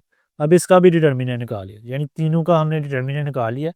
अब क्रैमर साहब क्या कहते हैं, क्रैमर साहब कहते हैं जी कि जो एक्स की वैल्यू होगी ना वो होगी कि ए एक्स का डिटर्मिनेंट और ए का डिटर्मिनेंट। ठीक है, ये फार्मूला। ए एक्स का डिटर्मिनेंट हमने निकाला वो ऊपर लिखेंगे और ए का डिटर्मिनेंट भी निकाला वो नीचे लिखेंगे। तो ये हमने लिख लिया। लेकिन डिनोमिनेटर में क्या आ गया, अयोटा। तो जब अयोटा डिनोमिनेटर में आ गए तो उसको रैशनलाइज करना है। तो इसकी अलामत दरमियान वाली बदल के सिर्फ अयोटा वाली की, ठीक है, ये ना हो कि -1 को भी प्लस कर दे, सिर्फ दरमियान वाले की प्लस करके तो उससे आपने मल्टीप्लाई और डिवाइड करना है। अब ऊपर वाली आपस में उसी तरह मल्टीप्लाई जैसे पीछे करते आ रहे हैं। आई होप कि इसमें अब आपको परेशानी नहीं होगी, आप इजीली कर लेंगे। तो एक्स इज इक्वल टू, पहले हमने क्या किया है कि देखें -3 को -1 से मल्टीप्लाई किया तो क्या आ गया +3, फिर -3 को 13i से मल्टीप्लाई किया तो -13i। उसके बाद आप 3i को -1 से मल्टीप्लाई करेंगे तो -3i, और 3i को 13i से मल्टीप्लाई करेंगे तो +13i² आना था, लेकिन योटा स्क्वायर की जगह -1 लगा के -39। अब नीचे वही फार्मूला जो हम पहले भी लगाते आ रहे हैं कि a² - b²। अब ये दोनों रियल हैं, ये -36 और ये इमेजिनरी आपस में ऐड होंगे तो -42i, और नीचे वही 170 पीछे भी हम करते आ रहे हैं। अब देखें वही सिचुएशन बन गई कि दोनों के नीचे लहदा करके लिख लें और इनको सिंप्लीफाई करेंगे तो आपके पास आंसर क्या आ जाएगा, आ गया जी कि -21/85i। ठीक है, देखें वही आंसर आया जो पिछले दो मेथड में आया। ठीक है, इसी तरह अब क्रैमर साहब कहते हैं कि जो y की वैल्यू होगी वो इक्वल होगी ay का डिटर्मिनेंट और a का डिटर्मिनेंट। ay का भी हम निकाल चुके हैं और a का भी निकाल चुके हैं। अब इसको भी हमने रैशनलाइज करना है, दरमियान वाली की अलामत बदल के उसी से मल्टीप्लाई करना है। तो -2 -1 से मल्टीप्लाई होगा +2, ठीक है, और -2 13i से मल्टीप्लाई होगा -26i, फिर -4i -1 से मल्टीप्लाई होगा +4i, और इससे मल्टीप्लाई होगा तो +50 माइनस, वैसे तो आना था -52i², लेकिन i² की जगह -1 लिखेंगे तो +52। नीचे वही फार्मूला। अब देखें 2 में हम +52 करेंगे 54, और ये आपस में आई वाली ऐड होंगी तो -22i। इसको भी नीचे अलग करके पीछे भी हम काफ़ी दफ़ा कर चुके हैं, आप सिंप्लीफाई करके डायरेक्ट आंसर लिखते हैं। देखें तो इस तरह भी वही आंसर आया। इसमें थोड़ी सी ना कैलकुलेशन हमें काम करनी पड़ी है। ठीक है, तो इस तरह का, यानी कि अगर आप मैट्रिसेस से करेंगे, क्रैमर रूल से करेंगे तो मेरे ख्याल में ज़्यादा आपके लिए आसान रहेगा। इस क्वेश्चन को मैंने तीनों मेथड से आपको करके बता दिया। अब जो मेथड आपको इजी लगे या जिसके आप आदी हैं उसको आप अपना सकते हैं। देखते हैं जी अब इसका नेक्स्ट क्वेश्चन। क्वेश्चन नंबर 4, जैसा कि हमने शुरू में बात की थी कि वेक्टर्स वाले टॉपिक के ऊपर है, और वेक्टर्स वाले टॉपिक में भी जो एसएल है हमारे पास वो है रियल वर्ल्ड प्रॉब्लम, यानी रियल लाइफ एप्लीकेशन वेक्टर्स की। इससे रिलेटेड एनबीएफ की बुक में 7.1 पे एक तो एंड पे एक दो क्वेश्चन है। फिर जो रिव्यू एक्सरसाइज एनबीएफ की उसमें भी 4-5 क्वेश्चन आपको प्रैक्टिस के लिए मिल जाएंगे। बाकी मज़ीद प्रैक्टिस के लिए कैंटा पब्लिशर की जो बुक है उस पर पूरी एक एक्सरसाइज उसने दी है, उसमें काफ़ी प्रॉब्लम्स हैं। तो कुल मिला के अगर आप इन प्रॉब्लम्स की प्रैक्टिस करेंगे तो इंशाल्लाह आप फाइनल पेपर में अगर इसी एसएलओ पे क्वेश्चन आएगा तो उसको ईजिली अटैम्प्ट कर लेंगे। अब इसकी स्टेटमेंट को रीड आउट करते हैं। स्टेटमेंट है military drone is flying at a velocity of 150 metre per second at an angle of 60 degree above the horizontal. कहता कोई एक मिलिट्री ड्रोन है जो फ्लाई कर रहा है वेलोसिटी 150 मीटर पर सेकंड से, और एंगल उसका है 60 डिग्री अबव द हॉरिजॉन्टल, कि हॉरिजॉन्टल से ऊपर जो एंगल बन रहा है वो 60 डिग्री है उसका। When it releases the package, कि कोई एक पैकेज, कोई बॉक्स समझ ले, कोई कार्टन, कोई एड बॉक्स समझ ले, उसको जब ये रिलीज़ करता है तो उसकी जानी कि वेलोसिटी ये है और एंगल वो ये बना रहा है हॉरिजॉन्टल के साथ। इसका अगर हम रैप स्केच एक बनाएं तो देखें, फ़र्ज़ किया ये हमारे पास एक मिलिट्री ड्रोन है और हॉरिजॉन्टल में लाइन, एक फर्जी हॉरिजॉन्टल लाइन ड्रा करता हूँ। फर्जी हॉरिजॉन्टल लाइन का मतलब ये है कि ये ज़मीन के साथ नहीं है, क्योंकि ज़मीन भी हॉरिजॉन्टल होगी। ये ज़मीन से ऊपर हवा में ही हमने एक फर्जी हॉरिजॉन्टल लाइन ड्रा की है, और इसके साथ ये यानी ऊपर वाली साइड पे, नीचे वाली नहीं बल्कि ऊपर, क्योंकि जो मिलिट्री ड्रोन है वो इस तरह भी तो आ सकता है ना नीचे की तरफ, जिस तरह कोई चीज़ लैंड कर रही हो। तो उसने कहा, इसीलिए मेंशन किया कैटेगोरिकली कि अबव द हॉरिजॉन्टल, के हॉरिजॉन्टल के ऊपर वाली साइड पे वो 60 डिग्री का एंगल बना रहा है। यूँ समझ लीजिए ऊपर की तरफ जा रहा है, और इसकी वेलोसिटी भी उसने बताई है 150 मीटर पर सेकंड। जब उसकी ये पोजीशन है, यानी इस तरह की कंडीशंस है उसके साथ, तो वो एक पैकेज को रिलीज़ करता है, कोई भी एड बॉक्स हो सकता है, ठीक है। नेक्स्ट वो बात करें due to wind blowing from east at 40 metre per second, कि हवा की वजह से जो ब्लो आ रही है 40 मीटर पर सेकंड की स्पीड के साथ फ्रॉम ईस्ट, यानी मशरक से मगरब की तरफ, from east to the west समझ लें आप, उसकी तरफ फ्लो आ रही है। The trajectory of the package changes, तो उस हवा की वजह से इसकी जो ट्रेजेक्ट्री है वो चेंज हो जाती है। ट्रेजेक्ट्री का मतलब कि फर्ज किया ये इसने इस तरह फॉल करना था, कुछ इस तरह ये इसकी ट्रेजेक्ट्री बन रही थी, तो हवा की वजह से इसकी ये जो ट्रेजेक्ट्री है उसमें कुछ ना कुछ तब्दीली आई है। अब देखें जब भी हम पेपर पे डायरेक्शंस ड्रा करते हैं, तो आपने बेरिंग वाले कॉन्सेप्ट में 9th में भी काफ़ी डिटेल में पढ़ा था कि राइट साइड पे हम ईस्ट लेते हैं और लेफ़्ट साइड पे वेस्ट लेते हैं, ऊपर की तरफ नॉर्थ लेते हैं और डाउनवर्ड क्या लेते हैं, साउथ। अब चूंकि अगर हम एक्स और वाई एक्सिस के लिहाज से इसको देखें तो राइट साइड पे ईस्ट है, तो राइट साइड पे जिस तरह हम एक्स एक्सिस को पॉजिटिव लेते थे, इसी तरह ईस्ट वाली जो डायरेक्शन है उसको हम पॉजिटिव लेते हैं बाय कन्वेंशन, और जो वेस्ट वाली डायरेक्शन है उसको हम नेगेटिव लेते हैं बाय कन्वेंशन।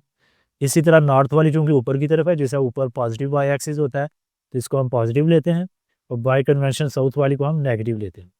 अब क्या हो रहा है कि हवा फ्राम ईस्ट का मतलब मशरक से मगरब की तरफ जा रही है, यानी कुछ इस तरह आके इसके ऊपर इफेक्ट कर रही है इस पैकेज के ऊपर, ठीक है। तो फर्स्ट पार्ट में हमें क्या बोला जा रहा है, कह रहा है represent the drone initial velocity, कि आपने ये जो ड्रोन है इसकी इनिशियल वेलोसिटी को रिप्रेजेंट करना है एक वेलोसिटी वेक्टर से, ठीक है, यानी वेक्टर की फॉर्म में आपने लिखना है। अभी तो सिर्फ उसने उसकी जो मैग्नीट्यूड बताई है और डायरेक्शन बताई है, तो मैग्नीट्यूड और डायरेक्शन को एक वेक्टर फॉर्म में हमने लिखना है। And the wind velocity vector, इसी तरह विंड का जो वेलोसिटी वेक्टर होगा वो भी आपने लिखना है इन कंपोनेंट फॉर्म में। देखें जब भी हम वेक्टर लिखते हैं उसकी दो फॉर्म्स होती हैं, एक स्टैंडर्ड फॉर्म होती है और एक होती है कंपोनेंट फॉर्म। जैसे मैं लिखता हूँ कि हमारे पास एक वेक्टर है, लेट्स से कि एफ वेक्टर है, फोर्स है, या चले वेलोसिटी वेक्टर ही ले लेते हैं, वेलोसिटी वेक्टर है, तो इसको अगर मैं स्टैंडर्ड फॉर्म में लिखूंगा तो एक इसका एक्स कंपोनेंट होगा, ठीक है, हॉरिजॉन्टल कंपोनेंट, और साथ में आई कैप लगाऊंगा, और एक इसका जो है वो वाई कंपोनेंट होगा और इसकी डायरेक्शन के लिए साथ है यूनिट वेक्टर जे लगाऊंगा। तो इसको हम क्या कहते हैं कि ये स्टैंडर्ड फॉर्म है। इसी तरह अगर हम इसको कंपोनेंट फॉर्म में लिखें तो हम कुछ इस तरह लिखेंगे कि एक्स कंपोनेंट और वाई कंपोनेंट दोनों को कामा की मदद से लहदा करेंगे, और बाज़ जगह पे स्क्वायर ब्रैकेट्स भी आप यूज़ कर सकते हैं, या बाज़ जगह पे आप एंगल ब्रैकेट्स का भी इस्तेमाल कर सकते हैं, दोनों जो है वो तरीके दुरुस्त है। तो ये होती है इसकी कंपोनेंट फॉर्म, ठीक है। तो उसने कहा कंपोनेंट फॉर्म में आपने इसको लिखना है। तो अब पहले तो हमने इसका वेलोसिटी वेक्टर लिखना है ड्रोन का।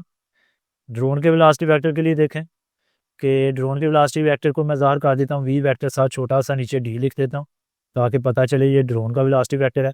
इसको कंपोनेंट फॉर्म में लिखना है तो एक इसका हॉरिजॉन्टल कंपोनेंट होगा वेलोसिटी का और एक वर्टिकल कंपोनेंट होगा वी एक्स वी वाई। ये चीज़ें हमने एक्सरसाइज के सोल्यूशन के दौरान पढ़ी हुई है। अब आपको ये भी पता होना चाहिए जो हॉरिजॉन्टल कंपोनेंट है, फिजिक्स में भी यकीनन आपने पढ़ा होगा कि we x is equal to होगा वी कॉस थीटा के, ठीक है, जो वेलोसिटी की मैग्नीट्यूड है वो थीटा से मुराद जो वो एंगल बना रहा है, और v y is equal to होगा वी साइन थीटा के, ठीक है, वी से मुराद मैग्नीट्यूड वेलोसिटी की और थीटा से मुराद एंगल। तो लिहाजा आप वी एक्स की जगह लिख देंगे वी कॉस थीटा और वी वाई की जगह वी साइन थीटा, यानी कंपोनेंट फॉर्म में हमने इनको लिख दिया। नेक्स्ट आप क्या करेंगे, वी यानी कि जो वेलोसिटी हमें गिवन है 150 और थीटा भी हमें गिवन है जो वो बना रहा है अबव द हॉरिजॉन्टल 60 डिग्री, तो ये वैल्यूज़ आप इसमें पुट कर दें, लिखने 150 कॉस 60 डिग्री 150 साइन 60 डिग्री। अब इसको आपने कैलकुलेटर पे ही मल्टीप्लाई कर लेना कि 150 को कॉस 60 से डायरेक्टली मल्टीप्लाई कर दें, इसी तरह 150 को साइन 60 से भी डायरेक्टली मल्टीप्लाई कर दें। हम मल्टीप्लाई करके देख लेते हैं कि क्या वैल्यूज़ हमारे पास आती हैं।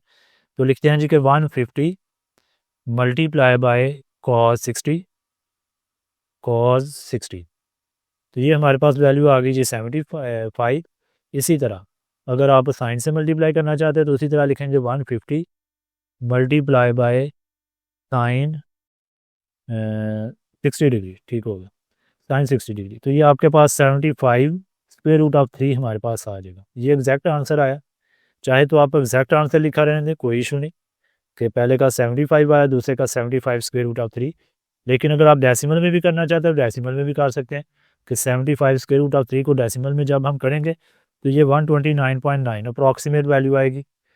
मैं आपको करके बता देता हूँ, इसी को आप एसटी का बटन प्रेस करें तो ये देखें 129.90 तो 9 ही हम लिख लेते हैं। तो ये आपके पास अप्रॉक्सीमेट वैल्यू आ गई। ये हमने ड्रोन का जो वेलोसिटी वेक्टर है कंपोनेंट फॉर्म में वो लिख लिया। इसी तरह हमने ये जो विंड है ना, हवा है, इसका भी वेलोसिटी वेक्टर लिखना है किस तरह, कंपोनेंट फॉर्म में।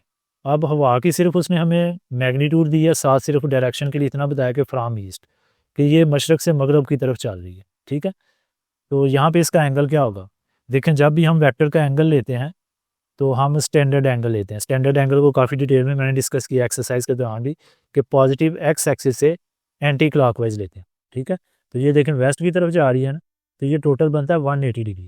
तो एक तरीका कार तो ये हो सकता है कि आप क्या करेंगे कि v यानी कि 40 और cos 180 लिखेंगे, तो ये cos 80 180 की वैल्यू होती है -1, तो ये आपके पास -1 आएगा, तो -40 आ जाएगा।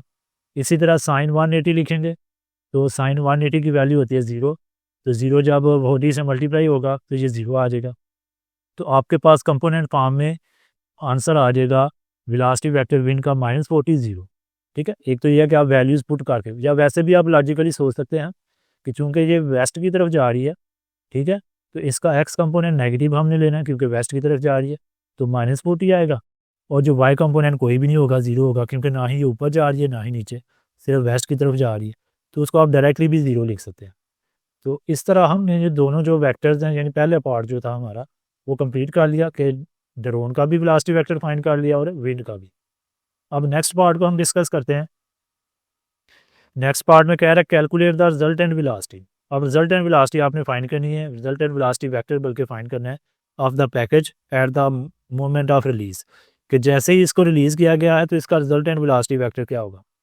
ठीक है, तो रिजल्ट एंड वेलोसिटी वेक्टर से मुराद ये होगा कि देखें इसकी मूवमेंट अपनी है ड्रोन से, क्योंकि रिलीज़ हुआ है, तो जिस स्पीड से ड्रोन जा रहा था उसी स्पीड से ये भी साथ साथ जा रहा था। तो इनिशियली जब रिलीज़ किया गया है तो इसकी एक तो ये वेलोसिटी होगी, ठीक है, और एक वेलोसिटी क्या होगी कि हवा इसके ऊपर इफेक्ट कर रही है, उसकी वजह से इसकी वेलोसिटी में तब्दीली आएगी। तो रिजल्टेंट वेक्टर निकालने के लिए आपने ये जो ड्रोन है और ये जो विंड है, इन दोनों के वेलोसिटी वेक्टर्स को जमा करना है। तो हम लिख सकते हैं रिजल्टेंट वेलोसिटी वेक्टर, नीचे आर लिखते हैं, is equal to velocity of drone plus velocity of wind. दोनों को हमने कंपोनेंट फॉर्म में निकाला पहले पार्ट में, दोनों की कंपोनेंट फॉर्म आप यहाँ पे लिखते हैं। ठीक है, अब वेक्टर्स को जब हम जमा करते हैं तो एक्स कंपोनेंट्स को आपस में प्लस माइनस करते हैं और जो वाई कंपोनेंट्स हैं उनको आपस में प्लस माइनस करते हैं। जैसे ये 75 प्लस माइनस माइनस हो जाएगा, 75 माइनस 40 आ जाएगा।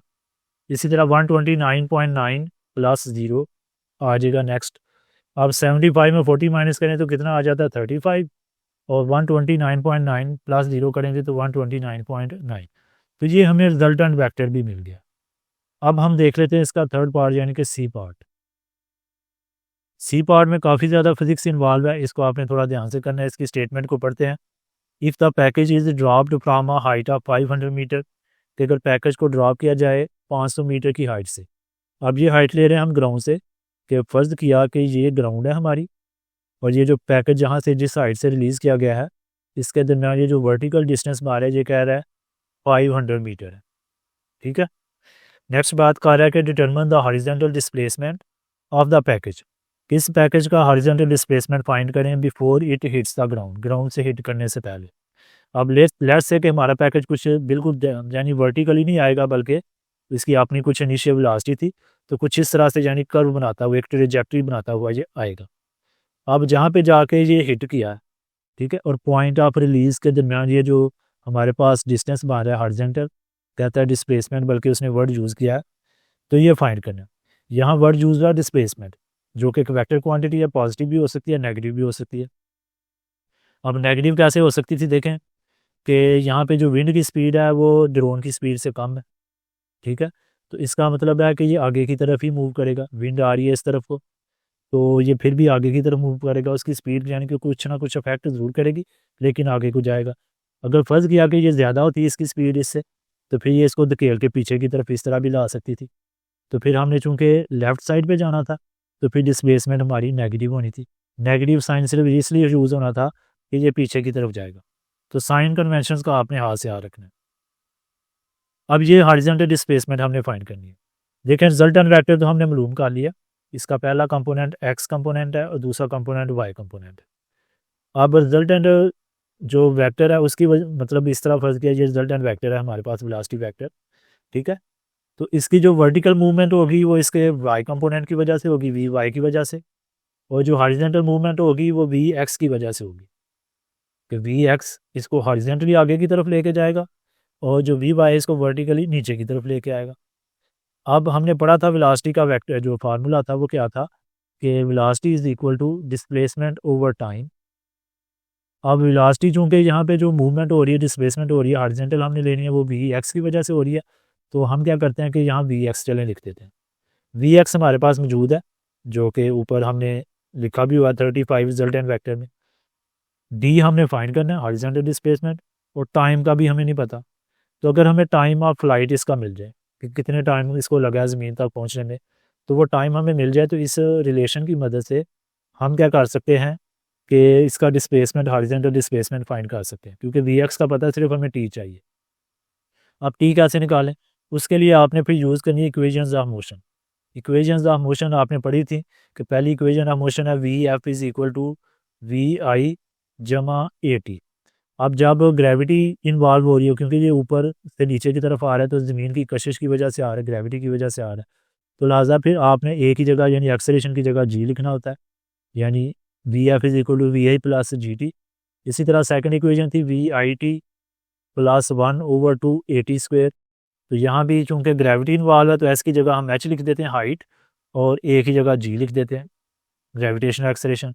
इसी तरह थर्ड इक्वेशन ऑफ मोशन पड़ी थी 2as is equal to V F square minus V I square. अब इसमें भी ए की जगह हम जी लिख देते हैं, ठीक है, और एस की जगह एच लिख देते हैं। तो इस तरह तीनों इक्वेशन ऑफ मोशन को हमने सिचुएशन के अकॉर्डिंग मॉडिफाई कर लिया। हमने फाइंड करना टी। तो देखें टी पहली दो इक्वेशन में आ रहा है, तीसरी में नहीं आ रहा, तो तीसरी तो नहीं इस्तेमाल कर सकते हम, इसको तो हमने छोड़ दिया।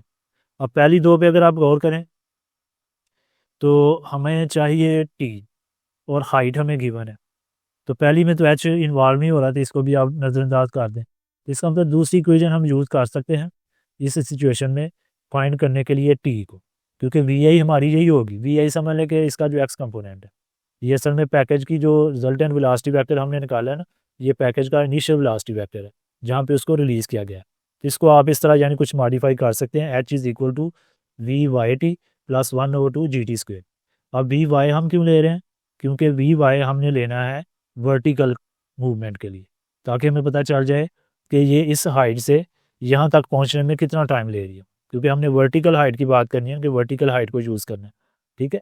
हम जो भी हाइट ये बता रहे हैं ये वर्टिकली बता रहे हैं, इसलिए वाई कंपोनेंट आपने यहाँ पे यूज़ करना है। अब यहाँ पे साइन कन्वेंशन का हाथ से आ रखना है। देखें ये हमारा पॉइंट ऑफ रिलीज़ है, ठीक है, यहाँ पे ही हमारा एक्स एक्सिस होगा और यहाँ पे भी हमारा वाई एक्सिस होगा, यानी ये हमारा ओरिजिन है। अब जब हम नीचे की तरफ जाएंगे तो क्या लेंगे, नेगेटिव, जैसे बाय कन्वेंशन हम लेते हैं, और राइट साइड पे जाएंगे तो पॉजिटिव, ठीक है। यहाँ से चूंकि ये जो हमारा ब्लॉक है या बॉक्स है या पैकेज है वो नीचे की तरफ जा रहा है, तो यहाँ पे हाइट आपने लेनी है नेगेटिव, ठीक है। अगर ऊपर की तरफ जा रहा होता तो हाइट हमने पॉजिटिव लेनी थी, यहाँ से हमने हाइट लेनी है नेगेटिव। तो एच यहाँ पॉजिटिव नहीं लिखना है, इस बात का हाथ से याद रखना है, यहाँ आपने लिखना है -500, ठीक है। वी वाई तो वही जो हमें फाइंड किया वो वही लिखेंगे। इसी तरह ग्रेविटेशनल एक्सेलरेशन भी चूँकि नीचे की तरफ अमल कर रहा है, ठीक है, यानी कि जो हमारी एक्स एक्सिस है उससे नीचे की तरफ अमल कर रहे हैं, यहाँ पे हम एक्स एक्सिस ले रहे हैं, तो यहाँ पे जी भी आपने नेगेटिव लेना है, तो ये दोनों वैल्यूज़ नेगेटिव लेनी है। अगर आप यहाँ साइन की गलती करेंगे अलामत की, तो सारा क्वेश्चन गलत हो जाएगा। तो दोबारा देख लें, जहाँ पे अक्सर बच्चे कंफ्यूज हो जाते हैं कि हम जो कुछ भी कर रहे हैं कि इस पॉइंट ऑफ रिलीज़ को देख के कर रहे हैं, यहाँ से ही हम इनिशियल जो इसकी वेलोसिटी है वो काउंट कर रहे हैं, और यहाँ से ऊपर की तरफ जब हम एंगल ले रहे हैं तो देखें पॉजिटिव ले रहे हैं 60 डिग्री, तो जब नीचे की तरफ लेंगे तो नेगेटिव। इसी तरह यहाँ से नीचे की तरफ जब हम हाइट की बात करेंगे तो वो नेगेटिव लेनी है, और जो ग्रेविटेशन एक्सेलरेशन है वो भी नीचे की तरफ है, वो भी नेगेटिव लेना है।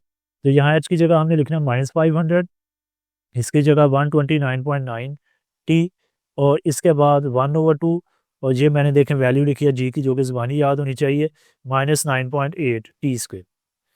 तो 2 इसको डिवाइड करेगा तो minus plus minus minus 4.9 t square आ जाएगा।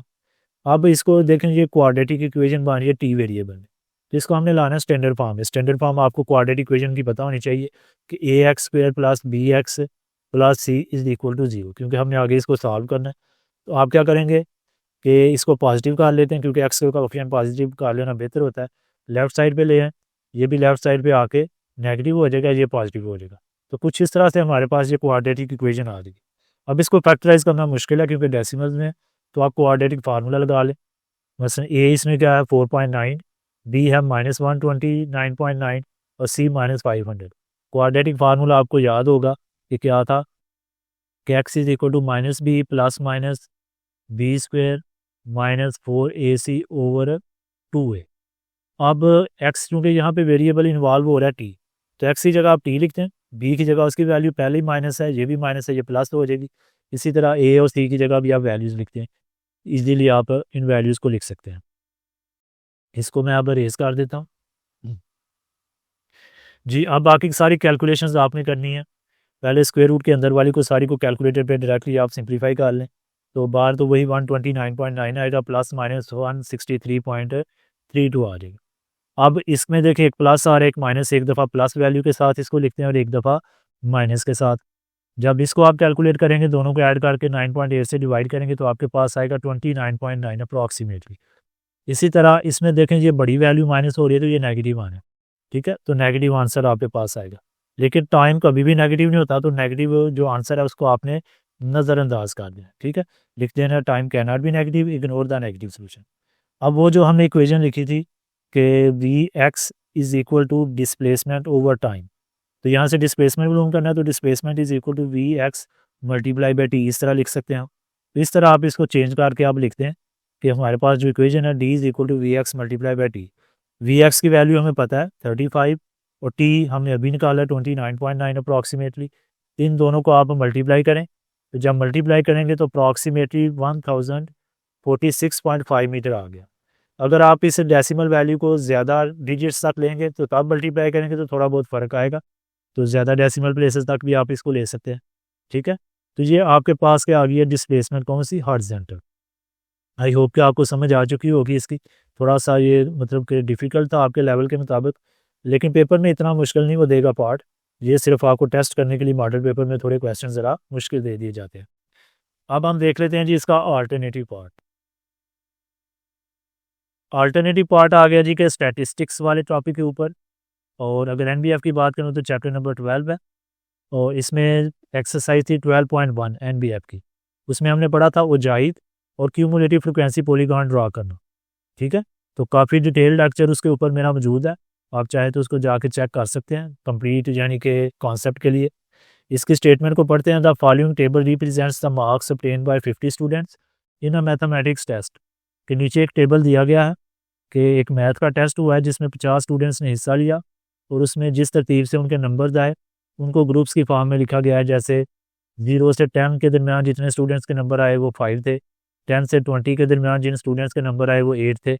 इसी तरह डिफरेंट आगे उसने यानी कि कॉलम्स बनाए हुए हैं और वैल्यूज़ दी हुई हैं। फर्स्ट पार्ट में कहता है construct a cumulative frequency table, कि पहले आपने एक क्यूमुलेटिव फ्रिक्वेंसी टेबल बनाना है। अब क्यूमुलेटिव फ्रिक्वेंसी टेबल क्या होता है, एक्सरसाइज में भी हमने डिस्कस किया है, इधर भी हम इसको डिस्कस करते हैं कि पहले तो आपने इसी तरह कॉलम्स की फॉर्म में, जो कॉलम्स आपको गिवन है मार्क्स ऑब्टेन्ड, उनको क्लास इंटरवल्स भी आप कह सकते हैं, और ये जो आपके पास नंबर ऑफ़ स्टूडेंट है इसको फ्रिक्वेंसी कह सकते हैं। इसको दो कॉलम्स को उसी तरह लिख दिया, एक एक्स्ट्रा कॉलम क्यूमुलेटिव फ्रिक्वेंसी के लिए जो है साथ मिला दिया। पहली जो फ्रिक्वेंसी है वो आपने एज इट इज़ लिखनी है 5, ठीक है। अब नेक्स्ट जो क्यूमुलेटिव फ्रिक्वेंसी लिखने का तरीकाकार ये है कि नेक्स्ट क्लास की जो फ्रिक्वेंसी है उसमें पिछली जो क्यूमुलेटिव फ्रिक्वेंसी है वो आप ऐड कर दें, यानी 8 में जब 5 ऐड करेंगे तो कितना आ जाएगा 13, ठीक है, तो ये 13 आ गया। अब नेक्स्ट लिखने के लिए इसकी फ्रिक्वेंसी है 12, इसमें पिछली जो क्यूमुलेटिव फ्रिक्वेंसी है वो ऐड कर दें तो कितना आ जाएगा 25। फिर 25 में आप 10 ऐड करेंगे तो 35, इसके बाद फिर 35 में 9 ऐड करेंगे तो कितना आ जाएगा 44, फिर 44 में 6 ऐड करेंगे तो 50। अगर आपने वेरीफाई करना हो कि हमने ये सही लिखी है तो इन सब का टोटल करें जो कि 50 बनता है। वैसे भी उसने खुद भी ऊपर देखें मेंशन किया हुआ है 50 स्टूडेंट्स, तो ये भी फिर आपके पास 50 ही आना चाहिए। तो पहला काम तो आसान था कि क्यूमुलेटिव फ्रिक्वेंसी टेबल बनाना। अब नेक्स्ट पार्ट में कहता है draw cumulative frequency polygon for the data. इसी डाटा को लेके आपने क्यूमुलेटिव फ्रिक्वेंसी पॉलीगॉन बनानी है। 9th में आपने ड्रा करना सीखा था फ्रिक्वेंसी पॉलीगॉन। उसमें क्या होता था कि एक्स एक्सिस के लॉन्ग हम मिड पॉइंट्स लेते थे और वाई एक्सिस के अलावा सिंपल फ्रीक्वेंसी लेते थे, ठीक है, और फिर पॉइंट्स प्लॉट करके स्ट्रेट लाइन सेगमेंट से उनको ज्वाइन करते थे इस तरह। और इस बात का भी ध्यान रखते थे कि चूंकि पॉलीगॉन क्लोज्ड फिगर होती है तो क्लोज करने के लिए एक एक पॉइंट एक्स्ट्रा एंड पे डाल के और एंड पे उसको ज्वाइन कर देते थे, यानी इसको क्लोज कर देते थे। ये बातें एक्सरसाइज में हमने काफ़ी डिस्कस की हुई हैं, ठीक है। ये होती थी सिंपल फ्रीक्वेंसी पॉलीगॉन। यहाँ हमने ड्रा करनी है क्यूमुलेटिव फ्रीक्वेंसी पॉलीगॉन। यहाँ पे थोड़ा सा चेंज आएगा, हमने एक्स एक्सिस के लॉन्ग लेनी है upper class boundaries, upper class boundaries, ठीक है, एक्स एक्सिस के लॉन्ग, और वाई एक्सिस के लॉन्ग लेनी है क्यूमुलेटिव फ्रीक्वेंसी। ये थोड़ा सा चेंज आएगा, बाकी काम तकरीबन उससे मिलता जुलता ही है। अब अपर क्लास बाउंड्रीज अगर आप देखेंगे तो आपके पास जो फर्स्ट कॉलम है उसमें ये लोअर होती है और ये अपर होती है। अगर तो नेक्स्ट क्लास की जो लोअर है और पिछली क्लास के अपर, इनमें कोई गैप नहीं आ रहा, तो फिर यही आपकी क्लास बाउंड्रीज है, आपको अलहदा से क्लास बाउंड्रीज फाइंड करने की जरूरत नहीं है। फर्स्ट किया यहाँ 10 है और अगर यहाँ 11 होता तो फिर गैप आ रहा होना था, फिर इस गैप को हमने हाफ करना था, और वो क्या करना था कि लोअर लिमिट्स में से माइनस करते जाना था और अपर लिमिट्स में ऐड करते जाना था, यानी एक और कॉलम आपने एक्स्ट्रा फिर बनाना है और उसमें अपर क्लास बाउंड्रीज पे लिखनी है, ठीक है। यानी फर्स्ट किया ये 11 होता तो इसमें 0.5 हमने जमा करना था, तो 10.5 हमारी बाउंड्री होनी थी, अपर क्लास बाउंड्री। लेकिन चूंकि इनमें गैप नहीं आ रहा तो फिर यही हमारी क्या है क्लास बाउंड्रीज, आपको अलहदा से फाइंड करने की जरूरत नहीं है, ठीक है। तो अब दो काम हमने करने हैं, क्यूमुलेटिव फ्रिक्वेंसी भी हमें मिल चुकी है और अपर क्लास बाउंड्रीज 10, या अगर आप एक्स्ट्रा कॉलम के तौर पे ऐड करना भी चाहते हैं तो लिखने साथ कि अपर क्लास बाउंड्रीज। बहरहाल उसकी वैसे ज़रूरत नहीं है, इस तरह एक एक्स्ट्रा कॉलम आप बनाएंगे तो क्या करेंगे कि इसकी अपर क्लास बाउंड्रीज 10 है, इसकी 20 है, इसकी आ जानी है 30, और इसकी आ जानी है 40, इसकी आ जानी है 50 और इसकी 60। इस तरह आप कर सकते हैं अपनी तसल्ली के लिए। तो एक्स एक्सिस पे हमने इन बाउंड्रीज़ को लेना, अपर क्लास बाउंड्रीज़ को, और वाई एक्सिस पे क्यूमुलेटिव फ्रिक्वेंसी को। तो चलते हैं हम, इसके लिए बेहतर ये है कि आप ग्राफ पेपर का यूज़ करें, क्योंकि बाज़ दफ़ा क्वेश्चन में, इस तरह के क्वेश्चन में हमें ग्राफ की मदद से इंफॉर्मेशन भी निकालनी होती है, और ये बातें हमने एक्सरसाइज के सोल्यूशन में डिस्कस की हैं। तो बेहतर ये होता है कि ग्राफ पेपर यूज़ कर लें। लेकिन अगर कोई इन्फॉर्मेशन नहीं निकालनी तो आप सिंपल पेपर पे भी बना सकते हैं। आपकी जो आंसर शीट होती है, ई शीट, उसके एंड पे इस तरह का ग्राफ पेपर उसने दिया होता है। ये देखें ऊपर लिखा भी हुआ है कि मुतलका सवाल का सीरियल नंबर ज़रूर दर्ज करें। तो जिस सवाल को आप हल कर रहे हैं उसका इसको यहाँ पे सीरियल नंबर बस आपने दर्ज कर देना है, और एंड पे 2 पेज होंगे, वहाँ पे ग्राफ पेपर आप इस्तेमाल कर सकते हैं। मैं जहाँ ग्राफ पेपर का ही इस्तेमाल कर रहा हूँ कि आपने एक हॉरिजॉन्टल लाइन लगानी है, जिसके अलावा हम क्या लेंगे, अपर क्लास बाउंड्रीज। चले मैं नीचे लिख देता हूँ कि इसके अलावा हमने लेनी है अपर क्लास बाउंड्रीज, और एक Y axis vertical axis draw करेंगे, और इसके अलावा हमने लेनी है क्यूमुलेटिव फ्रीक्वेंसी। अब देखें अपर क्लास बाउंड्री 10, 20, 30, 40, 50 और 60 है, ठीक है। तो आप चाहे तो एक एक बॉक्स छोड़ के भी लिख सकते हैं, लेकिन वो बहुत जो है ना क्लोज हो जाएगा, काम कंजस्टेड हो जाएगा। बेहतर है आपके 2-4 बॉक्स आप छोड़ के इसको प्लॉट करें। बेहतर है कि मैं एक एक भाई जान समझ लें कि एक बॉक्स को कंसिडर कर लेता हूँ 2, तो 5 बॉक्स से छोड़ के 10 लिखता हूँ, बस 1, 2, 3, 4 और 5 यहाँ पे जाके मैं मार्किंग करता हूँ, यहाँ नीचे लिख देता हूँ 10। फिर मज़ीद 1, 2, 3, 4, 5 बॉक्स छोड़ के फिर 10, मज़ीद आगे वक्फा ले लिया 20। इसी तरह 5 बॉक्स से छोड़ के मैंने ये 7 लिख दिया। 60 तक हमने जाना है, क्योंकि हाईएस्ट जो अपर क्लास बाउंड्री है वो 60 है। इसके बाद क्यूमुलेटिव फ्रिक्वेंसी में देखें सबसे बड़ी वैल्यू है 50, तो 50 तक हमने जाना है, तो 1-1 का रखेंगे तो काफ़ी ऊपर तक चला जाएगा। इसका इंटरवल साइज भी बढ़ा लें, 10-10 का ही रख लें। तो जिस तरह आपने एक्स एक्सिस पर ड्रा की उसी तरह इधर भी 5 बॉक्स छोड़ के और एक मार्किंग करें और उसके आगे लिख दें 10। इसी तरह मज़ीद 5 बॉक्स छोड़ के मार्किंग करेंगे तो 20, फिर 30, फिर 40 और 50 तक चलेगी। अब बेहतर ये होता है कि जब ग्राफ पेपर पे आप काम कर रहे हो तो 7 स्केल ज़रूर लिखें। स्केल से मुराद ये है कि देखें 5 बॉक्स छोड़ के हमने 10 लिखा है, इसका मतलब है एक बॉक्स 2 को रिप्रेजेंट कर रहे हैं, और अपर क्लास बाउंड्रीज का मतलब है कि ये हमारे क्या है, मार्क्स हैं, ठीक है। और क्यूमुलेटिव फ्रिक्वेंसी किसको शो कर रही, नंबर ऑफ स्टूडेंट्स को। तो आप कह सकते हैं कि एक्स एक्सिस पे जो हमने मार्किंग की है कि 1 बॉक्स 2 मार्क्स को रिप्रेजेंट कर रहे हैं, ठीक है, और 5 बॉक्स 10 मार्क्स को रिप्रेजेंट करेंगे।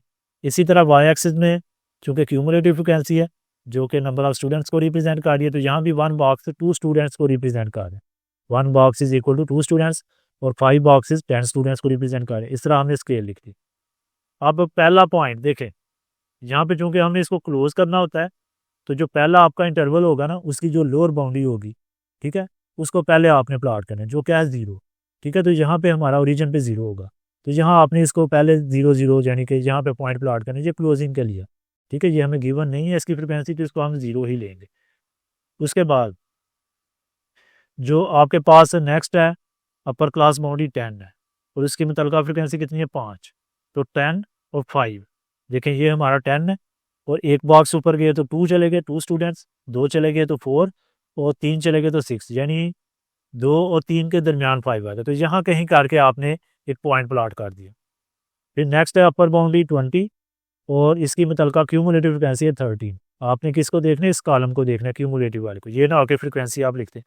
तो 20 और 13, तो 20 के बिल्कुल सामने गए यहाँ तक तो 10 है, 10 से ऊपर एक बॉक्स गए तो 12, और फिर 2 बॉक्स गए तो 14, तो 12 और 14 के दरमियान आपने इसको प्लॉट कर दिया। इसी तरह यानी कि जो ग्राफ पेपर है उसका ये फ़ायदा होता है कि हमारे पॉइंट्स बिल्कुल ठीक आते हैं। 30 की सामने वाली क्यूमुलेटिव फ्रिक्वेंसी है 25, तो 20 तक गए, और 20 से 2 ऊपर चले गए यानी 24 हो गया, और 3 जाएंगे तो 26, यानी कि 2 और 3 के दरमियान आपने यहाँ पे प्लॉट कर दिया। इसी तरह 40 की क्यूमुलेटिव फ्रिक्वेंसी है 35, तो 30 से 2 बॉक्स ऊपर गए, और तीसरे से पहले थोड़ी आपने इसको प्लॉट कर दिया। फिर 50, इसकी 44, तो 40 तक गए, 40 से आपने जाना 2 बॉक्स ऊपर, 42 44, यहाँ पे आप इसको प्लॉट कर देंगे। इसी तरह 60 किया जी 50, तो 60 और 50 के बिल्कुल सामने आपने पॉइंट प्लॉट कर। ठीक है, अब हमने इनको ज्वाइन करना है स्ट्रेट लाइन सेगमेंट से, तो इसको इसके साथ ज्वाइन किया, फिर इसको इसके साथ ज्वाइन किया। इसी तरह स्ट्रेट लाइन सेगमेंट से आपने इनको ज्वाइन करना है, क्योंकि यह है पॉलीगॉन। एक हमने पढ़ा है उजाइब, उजाइब में आपने कर्व ड्रा करनी है। अगर वो कर्व की बात करें या उजाइब की बात करें तो कर्व, वरना आपने इसी तरह स्ट्रेट लाइन सेगमेंट से इनको ज्वाइन करते जाना है। तो ये आपके पास पॉलीगॉन बन गई नहीं, क्योंकि अभी देखेंगे गैप आ रहा है, क्योंकि पॉलीगॉन क्या होती है, क्लोज्ड फिगर होती है, जैसे ट्राइंगल क्लोज्ड फिगर है, इसी तरह रेक्टेंगल एक क्लोज्ड फिगर है। तो आपने इसको क्लोज करने के लिए इसको ज्वाइन कर देना है ये 60 के साथ, इसके साथ एक वर्टिकल लाइन सेगमेंट आपने ड्रा करना है। तो ये आपके पास क्या बन गई, क्यूमुलेटिव फ्रिक्वेंसी पॉलीगॉन। तो दोनों काम हमने कर लिए। अब हम चलते हैं इसका नेक्स्ट क्वेश्चन नंबर 5 की तरफ। क्वेश्चन नंबर 5 हमारे पास ग्राफ वाले टॉपिक के ऊपर है, और सेम इसी तरह का क्वेश्चन एनबीएफ की एक्सरसाइज 6.3 में दिया हुआ है, जो कि काफ़ी इंपॉर्टेंट एक्सरसाइज हो सकती है, क्योंकि देखें इस मॉडल पेपर में 3 से 4 शॉर्ट क्वेश्चन भी मौजूद हैं ग्राफ वाले टॉपिक के ऊपर, और इसी तरह ये एक लॉन्ग क्वेश्चन भी इसने दे दिया। वहाँ भी हमने सॉल्व किया था इसको, इंशाल्लाह इधर भी सॉल्व करेंगे। इसमें कहता है solve F of X is equal to 2x + 5 and G of X is equal to 2x² + 1 graphically. Solve करने से मुराद है कि आप दोनों फंक्शंस के ग्राफ प्लॉट करेंगे, और फिर उनके जो पॉइंट ऑफ इंटरसेक्शन होंगे वो हमारा क्या होंगे, सोल्यूशन होंगे। अब यहाँ पे देखें तो पहला फंक्शन हमें क्या गिवन है, लीनियर फंक्शन। लीनियर फंक्शन का मतलब ये है कि डिग्री 1 है। ठीक है, और लीनियर फंक्शन का ग्राफ आपको याद रहना चाहिए, एक नॉन वर्टिकल स्ट्रेट लाइन होता है। ठीक है, इस तरह का ग्राफ होता है। फिर दूसरा फंक्शन आप देखें तो डिग्री 2 है, तो इसको कहते हैं क्वाड्रेटिक फंक्शन। और क्वाड्रेटिक फंक्शन का ग्राफ क्या होता है, पैराबोला, जो कि अपवर्ड ओपन भी हो सकता है, यानी कुछ इस तरह भी आ सकता है और इस तरह भी हो सकता है, दोनों सूरत में यू शेप्ड होगा। तो देखें अगर मैं पैराबोला और इस लीनियर फंक्शन को प्लॉट करूंगा तो मेरे पास क्या आएंगे, 2 इंटरसेक्शन पॉइंट आएंगे। वैसे तो 3 तरह के केसेस हो सकते हैं। बाज़ दफ़ा ऐसा भी हो सकता है कि ग्राफ फर्ज की आप पैराबोला ड्रा करते हैं और लीनियर फंक्शन ड्रा करते हैं, ये एक दूसरे को इंटरसेक्ट ही नहीं करते, तो फिर नो सोल्यूशन। या बाज़ दफ़ा ऐसा हो सकता है कि जब आप लीनियर फंक्शन ड्रा करें तो वो सिर्फ एक पर्टिकुलर पॉइंट पे जब इसको टच करता हुआ गुजरे, यानी एक ही हमें इंटरसेक्शन पॉइंट मिले, तो एक सोल्यूशन। और बाज़ दफ़ा इस तरह भी हो सकता है कि जो लाइन है 2 पॉइंट्स के ऊपर पैराबोला को कट कर रही हो, तो फिर मैक्सिमम यानी कि 2 सोल्यूशन हो सकते हैं, मिनिमम कोई सोल्यूशन नहीं, और फिर 1 भी हो सकता है, और मैक्सिमम 2 सोल्यूशन आपके पास हो सकते हैं, यानी तीनों तरह की सिचुएशन हो सकती है। अब प्लॉट करने से पहले बेहतर है कि आप एनालिटिकली, ठीक है, इक्वेशन बना के इसके पॉइंट ऑफ इंटरसेक्शन फाइंड कर लें। इस तरह फिर ग्राफ में आपको गलती का चांस जो है वो कम हो जाएगा। अब एनालिटिकली कैसे फाइंड करेंगे, देखें जहाँ पे ये इंटरसेक्ट करेंगे तो दोनों फंक्शन आपस में इक्वल होंगे। तो हम क्या करेंगे कि दोनों फंक्शंस को आपस में इक्वल रख लेते हैं, यानी हम लिख लेते हैं कि G of X is equal to F of X. ये थोड़ा सा रफ वर्क आप कर लीजिएगा, इसका आपको फ़ायदा होगा। अब जी ऑफ एक्स है 2x² + 1 और एफ ऑफ एक्स है 2x + 5। इस इक्वेशन को अब हमने सॉल्व करना है, तो देखें ये क्वाड्रेटिक इक्वेशन बनी है, तो बेहतर है कि आप इसको स्टैंडर्ड फॉर्म में ले आएँ कि तमाम टर्म्स एक साइड पे राइट साइड पे 0, तो 2x² +1, ये इधर आके माइनस दोनों हो गए और राइट साइड पे क्या रह गया 0। अब इसको मज़ीद सिंप्लीफाई करें तो 2x² माइनस 2x, ये दोनों कांस्टेंट टर्म में, इनको आपस में प्लस माइनस किया जा सकता है। -4 इज इक्वल टू 0। अगर आप मज़ीद सिंप्लीफाई करना चाहते हैं तो 2 इसमें से कॉमन ले लें, बाकी रह जाता है x² minus x minus 2 is equal to 0। 2 जाके उधर डिवाइड करेगा तो क्या हो जाएगा 0, क्योंकि कांस्टेंट है, इसको हमने 0 के इक्वल नहीं रख सकते। तो ये हमारे पास एक क्वाड्रेटिक इक्वेशन आ गई। अब चूंकि ये हम रफ वर्क कर रहे हैं, ये हमारे सोल्यूशन का हिस्सा नहीं है, तो बजाय इसके कि आप इसको फैक्टराइज कर रहे हो या क्वाड्रेटिक फार्मूला लगा रहे हो, आप कैलकुलेटर जो है ना वो डायरेक्टली यूज़ करें और कैलकुलेटर पे इसको सॉल्व करके इसकी सोल्यूशन फाइंड कर लें।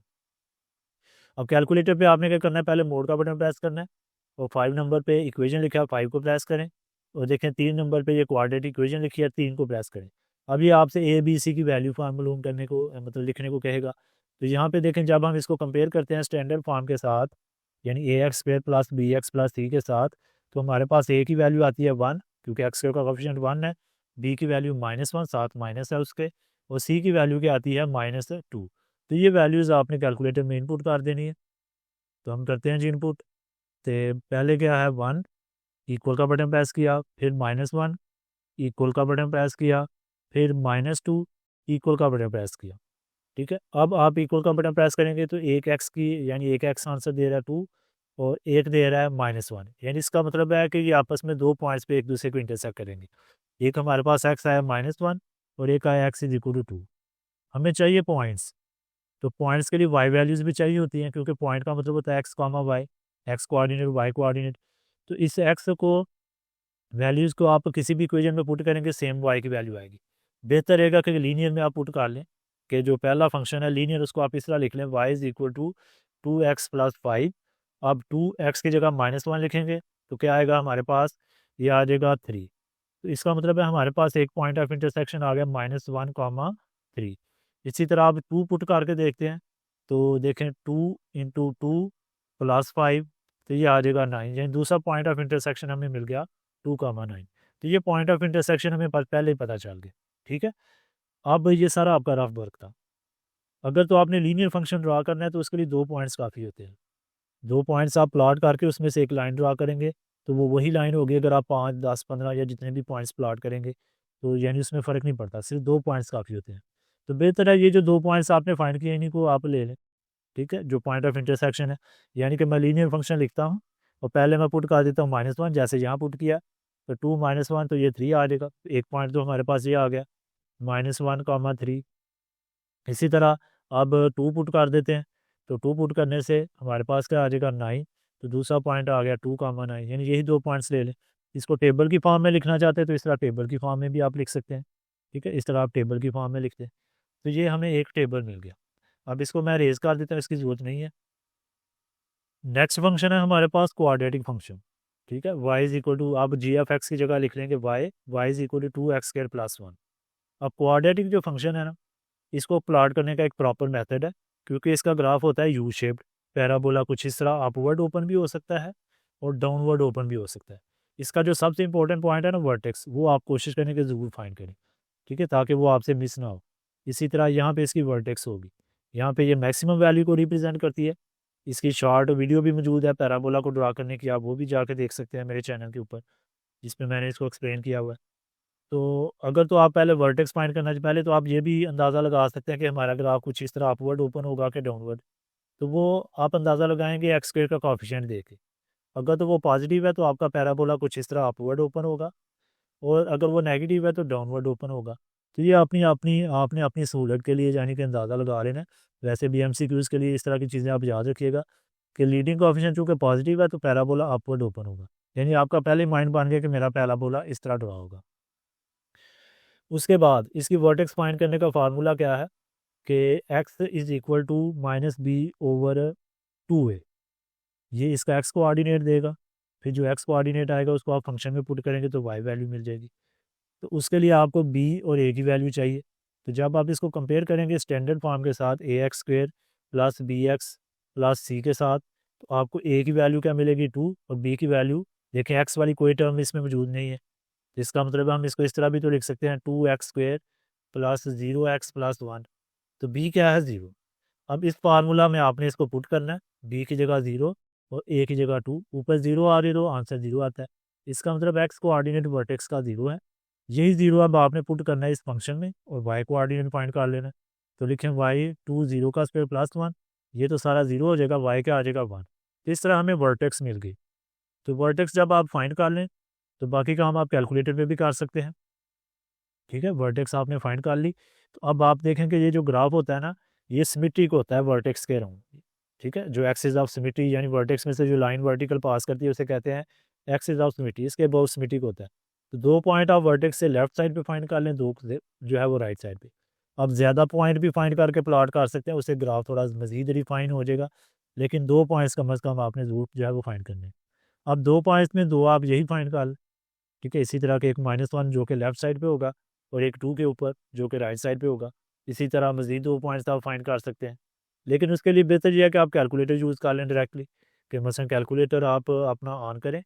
पहले मैं पिछला जो खाता है उसको क्लियर कर देता हूँ, क्योंकि पहले हमने इसको यूज़ किया, फंक्शन इसका मोड चेंज किया था। तो आपने क्या करना है, सबसे पहले उसी तरह मोड का बटन प्रेस करना है। तो ये देखें 7 नंबर पे टेबल का फीचर आपको नज़र आ रहा है, तो इसको प्रेस करेंगे। अब आपने लिखना है फंक्शन जो क्या 2 एक्स के लिए, देखिए एक्स जो है ना क्लोजिंग ब्रैकेट के ऊपर छोटा सा एक्स लिखें। तो पहले अल्फ़ा प्रेस करें, फिर एक्स, और स्क्वायर के लिए ये स्क्वायर का बटन प्रेस करें, फिर आगे +1।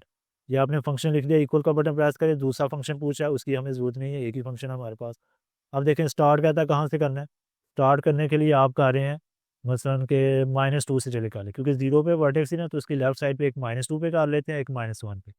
तो -2 प्रेस करें, फिर कह रहे हैं कहाँ पे करना है, तो 0 पे वर्टेक्स थी, तो 1 और 2 पे 2 पॉइंट्स हमें मिल जाएंगे राइट साइड पे, तो 2 तक हम ले जाते हैं। 2 प्रेस करें, इको का बटन प्रेस करें। अब स्टेप साइज हम 1 का ही रखते हैं। तो जब ये आप प्रेस करेंगे तो देखिए आपको टेबल उसने दे दिया कि -2 पे 9 आ रहा है, -1 पे 3, 0 पे 1, वो तो हमने पहली वर्टेक्स फाइंड कर ली है। फिर नीचे जाएंगे तो इस तरह आप डायरेक्टली भी टेबल लिख सकते हैं, 1 पे 3, 2 पे 9। या आप उसी तरह मैनुअल प्रोसीजर के लिए क्या करेंगे कि -1 अगर पुट करते हैं, ठीक है, अपनी सेटिस्फेक्शन के लिए और एग्जामिनर की सेटिस्फेक्शन के लिए, कि -1 पुट किया इस फंक्शन में तो आपके पास वही आंसर आएगा 3। इसी तरह आप अब 1 पुट कर लें। ठीक है, इसकी यानी ये हमने लेफ्ट साइड पे एक पॉइंट लिया, एक राइट साइड पे वर्टेक्स की, तो 1 पुट करने से भी आपके पास 3 आएगा। इसी तरह X is equal to 2 put कर लें, तो वो देखें आपके पास आ जाएगा 9। फिर -2 पुट कर लें, तो वो भी आपके पास 9 आ जाएगा। इस तरह हमारे पास एक टेबल बन जाएगा। अब इन 2 टेबल्स को हमने इस्तेमाल करके और ग्राफ प्लॉट करना है। तो यहाँ पे आप देख रहे हैं कि हमारे पास जो सबसे बड़ी एक्स वैल्यू है वो क्या है दोनों टेबल्स में, वो 2 है, और सबसे छोटी -2 है। यानी -2 से 2 तक एक्स एक्सिस पे वैल्यूज़ ले लें। इसी तरह वाई वैल्यू सबसे बड़ी 9 है और नेगेटिव हमने ली नहीं, तो उस हिसाब से आप अपनी जो है वो ग्रीन लाइन जो है वो इस तरह तरतीब दे लें। मैंने एक्स एक्सिस पे -3 से 3 तक, और वाई एक्सिस पे नेगेटिव चूँकि ज़्यादा नहीं थी, नीचे 1-2 नेगेटिव वैल्यू भी ले लिया और 9 तक चला गया। आप चाहे तो 2-2 का वक्फा रख लें तो बेहतर है। अब पहला पॉइंट हम लीनियर फंक्शन प्लॉट करने लगे हैं, तो उसके 2 पॉइंट हमने लिए थे -1 3। देखें यहाँ पे -1 है और 3 यूनिट्स आप ऊपर गए, यहाँ पे आपने पॉइंट को प्लॉट कर दिए। फिर 2 9, यहाँ पे x2 है और 9 यूनिट्स आप ऊपर गए, यहाँ पे पॉइंट को प्लॉट कर दिया। इसमें से स्केल की मदद से एक स्ट्रेट लाइन ड्रा कर दी, ये आपका लीनियर फंक्शन प्लॉट हो चुका है। ठीक है, साथ अगर मेंशन करना चाहें तो साथ लिख लें कि ये हमारे पास है f ऑफ x, यानी कि इज़ इक्वल टू 2x + 5। उसके बाद दूसरा फंक्शन प्लॉट करने के पहले हमने वर्टेक्स को प्लॉट करना है जो कि है 0 1। तो x0 y1 यहाँ पे प्लॉट होगी, फिर -1 3, x -1 और 3 ये यही पॉइंट रहेगा, फिर 1 3, x1 और 3 यहाँ पे पॉइंट आ जाएगा, फिर 2 9, x2 और ये 9 यहाँ पे यही पॉइंट रहेगा, -2 9, ये -2 और बिल्कुल यहाँ पे आप पॉइंट प्लॉट करेंगे यहाँ पे। अब इसमें से आपने एक स्मूथ कर्व जो है वो ड्रा करनी है। वैसे अगर आप ज़्यादा पॉइंट ले लेंगे यहाँ पे भी तो ज़्यादा आपका रिफाइंड ग्राफ होगा। ठीक है, तो इस तरह आपने इसको ग्राफ को प्लॉट किया। अब जो इंटरसेक्शन पॉइंट है वो आपने मार्क कर दिए। एक पॉइंट ये था हमारे पास, क्या था, -1 3। ये हमारा एक सोल्यूशन ये आ गया, साथ लिखने सोल्यूशन सेट के एक आ गया -1 3। ठीक है, और एक इंटरसेक्शन पॉइंट हमारे पास ये आ गया 2 9। ऊपर भी मार्क कर दें और साथ लहदा भी आप लिखते हैं 2, 9। ये सोल्यूशन हमारे पास आ गई। ठीक है, अब देख लेते हैं इसका अल्टरनेटिव पार्ट। अल्टरनेटिव क्वेश्चन हमारे पास प्रैक्टिकल ज्योमेट्री के ऊपर है। अगर हम एनबीएफ की बात करें तो एक्सरसाइज 11.2 हमने सॉल्व की थी। और उसके भी पहले 6 क्वेश्चन ही आपको करवाए थे। उसकी वजह क्योंकि पहले 6 क्वेश्चन ही आपके SL का हिस्सा हैं, बाकी क्वेश्चन ओल्ड सिलेबस का हिस्सा है, उसको आपने फाइनल पेपर के लिए तैयार नहीं करना। अब 11.2 का जो 6 क्वेश्चन था, ठीक है, जिस SLO पे 6 क्वेश्चन था उसी SLO पे ये क्वेश्चन आपको गिवन है, और वहाँ इसी तरह का क्वेश्चन हमने सॉल्व भी किया था। फ़र्क क्या था कि सिर्फ ये जो रेडियस था सर्कल का, वहाँ पे हमें जो रेडियस गिवन था वो था जी 2.5 सेंटीमीटर, एंगल यही था 45 डिग्री का। बाकी काम हमने यही करना है वहाँ भी और यहाँ भी। इसी तरह फाइनल पेपर में भी वो आपको रेडियस और एंगल चेंज करके दे सकता है। तो आपको सिर्फ मेथड आना चाहिए, अगर मेथड आता है तो आप इंशाल्लाह इसको अटैम्प्ट कर लेंगे। तो काफ़ी एक इंपॉर्टेंट लॉन्ग क्वेश्चन है, ध्यान से कीजिएगा इसको। इसकी स्टेटमेंट को पढ़ते हैं।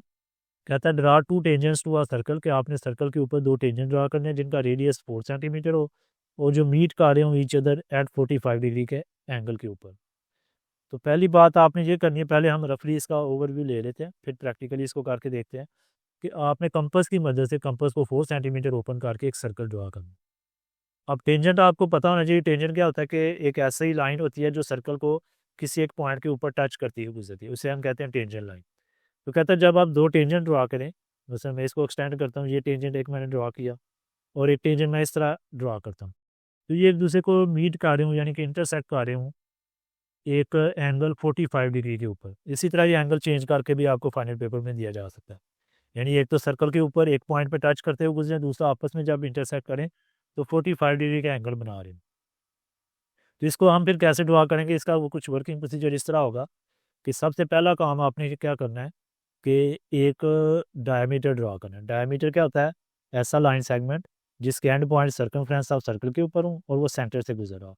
इसे कॉर्ड कॉर्ड भी कहते हैं, ठीक है, लेकिन इसकी खासियत ये होती है कि ये सेंटर से गुजर रहा होता है कॉर्ड, इसको डायमीटर कहते हैं।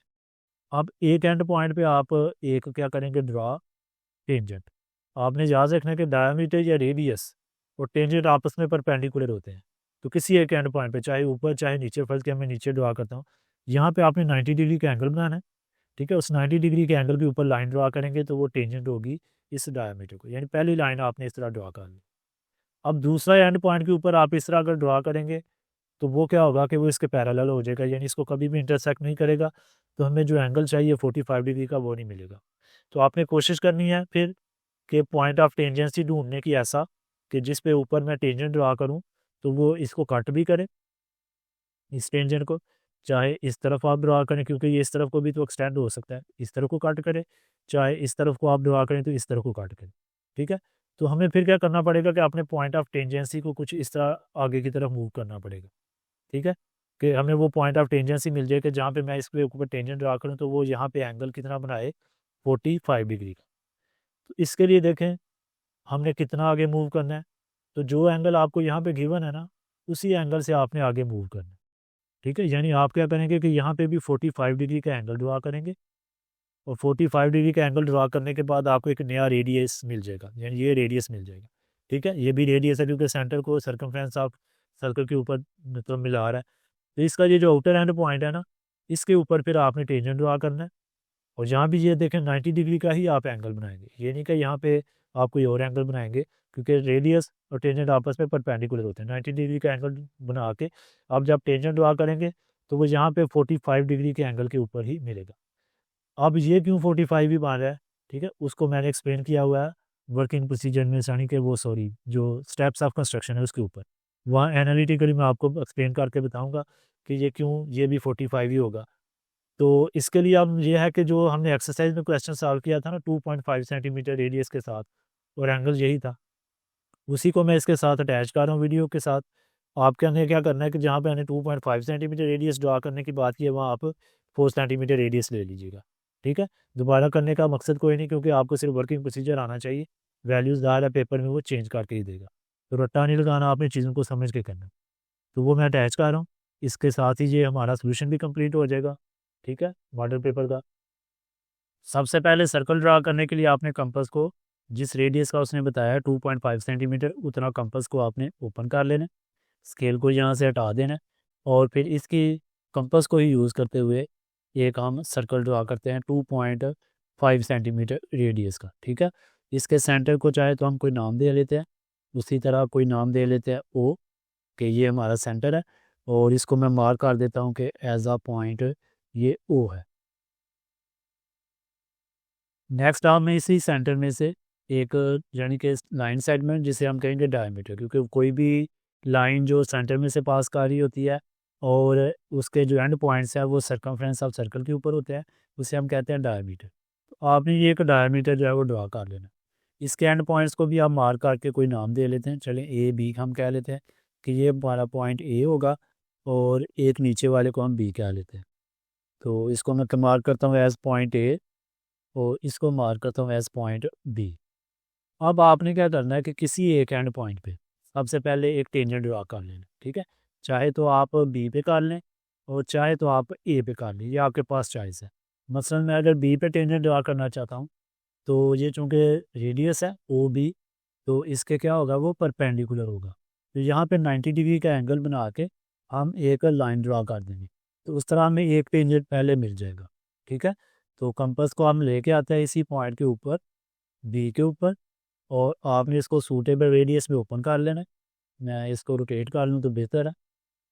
इस तरह सूटेबल रेडियस में ओपन करके और एक हमने सेमी सर्कल लगाना है, यानी अब हम क्या कर रहे हैं 90 डिग्री का एंगल बनाने लगे, ठीक है। और वो हमने काफ़ी दफ़ा प्रैक्टिस किया, आई होप कि आपको वो बनाना आता होगा। उसके बाद जितना रेडियस रखा है उतना रेडियस रखते हुए कंपास की टिप को आपने प्लेस करना है जहाँ से आगाज़ किया था, और एक और आर्क लगाएंगे, ये हमारा हो जाएगा 60 डिग्री का। फिर इसी कंपास की टिप को लेके 60 डिग्री के ऊपर और एक तीसरी आर्क लगाएंगे, ये हमारा हो जाएगा 120 डिग्री का, ठीक है। अब इन 60 और 120 को हम बाइसेक्ट करेंगे तो हमें 90 का मिल जाएगा। एक आर्क 60 के ऊपर आके लगाई, इसी तरह दूसरी आर्क हम लगाएंगे 120 डिग्री के ऊपर रख के। इसको मैं प्लेस कर लूँ ज़रा, ठीक है। अब ये थोड़ा बहुत फ़र्क आ जाता है सॉफ्टवेयर में, तो ये कोशिश कीजिएगा कि आप ज़रा एडजस्ट कर लीजिएगा। तो ये हमारे पास इंटरसेक्शन पॉइंट आया। अब इस इंटरसेक्शन पॉइंट में से हमने एक लाइन ड्रा करनी है जो कि परपेंडिकुलर होगी रेडियस ओ बी के, और हमारी रिक्वायर्ड पहला जो है यानी कि टेंजेंट लाइन होगी। तो पहली टेंजेंट लाइन मैंने ड्रा कर दिया और उसको नाम दे दिया सी डी। अब दूसरी इसी तरह की अगर हम टेंजेंट लाइन यहाँ पे ड्रा करेंगे तो जैसा कि मैंने बेसिक कॉन्सेप्ट में आपको बताया कि वो बिल्कुल इसके पैरेलल हो जाएगी और ये कभी भी एक दूसरे को इंटरसेक्ट नहीं करेंगी। हमने तो इनको मीट कराना है रिक्वायर्ड एंगल जो कि उसने बताया हुआ 45 डिग्री का, ठीक है। तो उसके लिए हमें ये जो मतलब रेडियस है ओ ए, इसको इस तरफ को रोटेट करना पड़ेगा ताकि इसके ऊपर जब इस तरह हमारे पास टेंजेंट लाइन बने तो इसको जाके कट करे। अब कितना रोटेट करना पड़ेगा वो उसी एंगल पे हम रोटेट करेंगे जिस एंगल पे हमने इन दोनों टेंजेंट लाइन को मीट कराना है, ठीक है, यानी 45 डिग्री के एंगल पे। तो यहाँ पे हम 45 डिग्री का एंगल बना के एक नया रेडियस फाइंड करेंगे, ठीक है। तो उसके लिए कंपास को ही हम यूज़ करेंगे कि 45 डिग्री का एंगल हमने बनाना है। तो कंपास की टिप को इसके सेंटर पॉइंट पे रखा और 45 का एंगल आपको पता होना चाहिए बनाने के लिए सबसे पहले हमें क्या करना पड़ता है, 90 डिग्री का एंगल बनाना पड़ता है, ठीक है, क्योंकि 45 90 का हाफ है। उसी तरह पहले आपको 90 का एंगल बनाना पड़ेगा, या आप ऐसे भी कर सकते हैं कि 30 और 60 के दरमियान 45 आता है, तो 30 और 60 बना के और उन दोनों को बाइसेक्ट कर लें। दोनों तरीके दुरुस्त हैं, लेकिन चूँकि हम 90 का बनाते आ रहे हैं तो उसी को हम फॉलो करते हैं कि पहले 90 का बनाएंगे और फिर उसका हाफ कर लेंगे, ठीक है। अब पहली मैंने आर्क लगाई सेम रेडियस रखते हुए, दूसरी आर्क लगाएंगे, ये हमारा हो जाएगा 60 डिग्री का एंगल यहाँ पे। फिर इसी को ले गए इसके ऊपर 60 के ऊपर और एक तीसरी आर्क लगाई, ये जहाँ पे कट करेगी वहाँ पे हमारा हो जाएगा 120 डिग्री का एंगल। अब 120 और 60 को हमने करना है बाइसेक्ट, तो एक 60 के ऊपर आके आर्क लगाई, इसी तरह एक आर्क हम सेम रेडियस रखते हुए 120 के ऊपर आके लगाएंगे, तो यहाँ पे हमारा बनेगा 90 डिग्री का एंगल। लेकिन हमें 90 का एंगल नहीं चाहिए, हमें क्या चाहिए, हमें 45 का। तो हम यहाँ पे एक पॉइंट फाइंड करेंगे, ठीक है, यहाँ पे जहाँ पे 90 का बना है, यानी कि काटे लगाएंगे, डॉटेड लाइन से आप मिला दें इसको और फिर उसको बाइसेक्ट करेंगे तो हमें 45 का मिल जाएगा। तो हम इसको करते हैं आगे प्रोसीड। तो ये हमने ज्वाइन कर दिया सेंटर को इस इंटरसेक्शन पॉइंट के साथ, ये 90 का है यहाँ पे, इसका अब हमने करना है हाफ। एक आर्क आप 0 के ऊपर आके लगाएं, यानी कि बिल्कुल लाइन के ऊपर जो है, तो ये पहली आर्क लग गई। इसी तरह अब इसी कंपास को हमने रखना है दूसरे यानी कि 90 डिग्री के ऊपर दूसरा जो एंड पॉइंट है उसके ऊपर, यहाँ पे। तो ये हमें दूसरी आर्क लगाएंगे तो ये 45 डिग्री का एंगल मिल गया। और 45 डिग्री का एंगल मिल गया तो इसमें से हमने एक रे ड्रा कर दें या लाइन सेगमेंट ही ड्रा कर दें, क्योंकि हमें रेडियस चाहिए। ठीक है, इसको आपने इसमें से गुजार के यहाँ पे ज्वाइन करना है सर्कल के साथ। तो हम करते हैं इसको ज्वाइन। ये हमें दूसरा रेडियस मिल जाएगा। ठीक है, कि इसके ऊपर, इसके एंड पॉइंट के ऊपर जब हम मतलब कि 90 डिग्री का के एंगल पे टेंजेंट ड्रा करेंगे तो वो इस पहले टेंजेंट को कट भी करेगी। और किस एंगल पे कट करेगी? इसी एंगल पे, यानी जितना इधर एंगल लिया ना 45, उसी एंगल पे ये कट करेगी। टेंजेंट ड्रा करने के लिए इस पॉइंट के ऊपर अब हमने बनाना है पॉइंट, इसी पॉइंट जिसको मैं नाम दिया है ई। यहाँ पे 90 डिग्री का एंगल, तो 90 डिग्री का एंगल उसी तरह कंस्ट्रक्ट करेंगे। पहले सेमी सर्कुलर एक आर्क लगाई, फिर कंपास की टिप को रखा इसके स्टार्टिंग पॉइंट के ऊपर, और एक दूसरी आर्क लगाएंगे तो कितना हो जाएगा 60 डिग्री का। फिर इसी तरह इसको रखा 60 डिग्री के ऊपर, और एक तीसरी आर्क लगाएंगे तो कितना हो जाएगा 120 डिग्री का एंगल। अब इस 120 और 60 को हमने करना है बाइसेक्ट, यानी कि एक आर्क 60 के ऊपर आके लगाई, इसी तरह दूसरी आर्क हम लगाएंगे 120 डिग्री के ऊपर आके। ठीक है, तो ये पहली आर्क ज़रा छोटी लगी, दोबारा कोई नहीं, हमें इंटरसेक्शन पॉइंट चाहिए, वो मिल गया। तो इस इंटरसेक्शन पॉइंट और इस पॉइंट में से अब हम एक लाइन खींचेंगे इस तरह, वो जाके इसको कट भी करेगी यहाँ पे कहीं पे।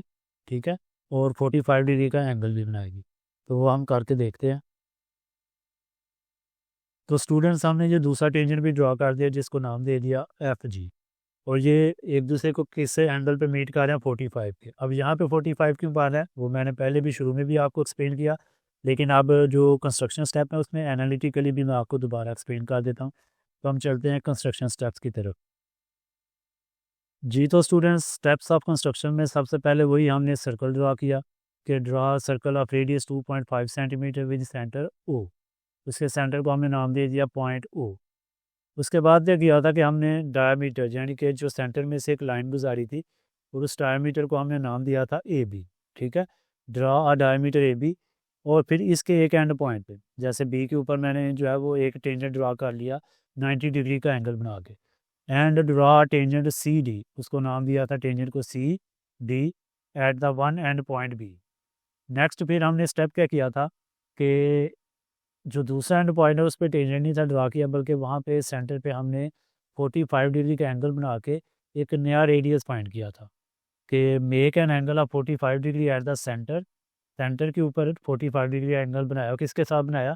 ओ ए के साथ। ठीक है, ओ ए के साथ 45 डिग्री का एंगल बनाया। अब फिर जो सेकंड टेंजेंट लाइन है जिसे हमने नाम दिया एफ जी का, उसको ड्रा किया। Draw the second tangent line F G at the outer end point of new radius O E, कि ओ ई जो नया रेडियस बना था ना उसके आउटर एंड पॉइंट के ऊपर हमने इसको ड्रा किया। फिर हमने ऑब्जर्व किया कि ये जो दोनों हमारे पास टेंजेंट लाइन है वो एक दूसरे को 45 डिग्री के एंगल पर पी पॉइंट के ऊपर जाके इंटरसेक्ट आ रही है, यानी मीट कर रही है। अब क्यों ये 45 है उसका रीज़न आपको दोबारा एक्सप्लेन कर देता हूँ कि ये देखें हमारे पास, इसको मैं अगर हाईलाइट करूँ तो ये एक कोऑर्डिनेटर बन रही है। ठीक है, चकोर जिसे कहते हैं। इस तरह के क्वेश्चन हमने चैप्टर 4 में भी किया। ठीक है, अब कोई भी कोऑर्डिनेटर हो उसके तीनों चार, बल्कि चार एंगल्स होते हैं, चारों एंगल्स का जो टोटल होता है वो कितना होता है? हमेशा 360 डिग्री होता है। अब देखें ये एक स्ट्रेट एंगल था। ठीक है, ये पूरे का पूरा एक स्ट्रेट एंगल था, और ये जो यहाँ इतना इतना बनाया था हमने, ये कितना 45। अब 45 में आप सॉरी 180, टोटल स्ट्रेट एंगल कितना था 180। 180 में आप ये 45 माइनस करेंगे तो बाकी ये एंगल हमारे पास बन जाता है 135 डिग्री का।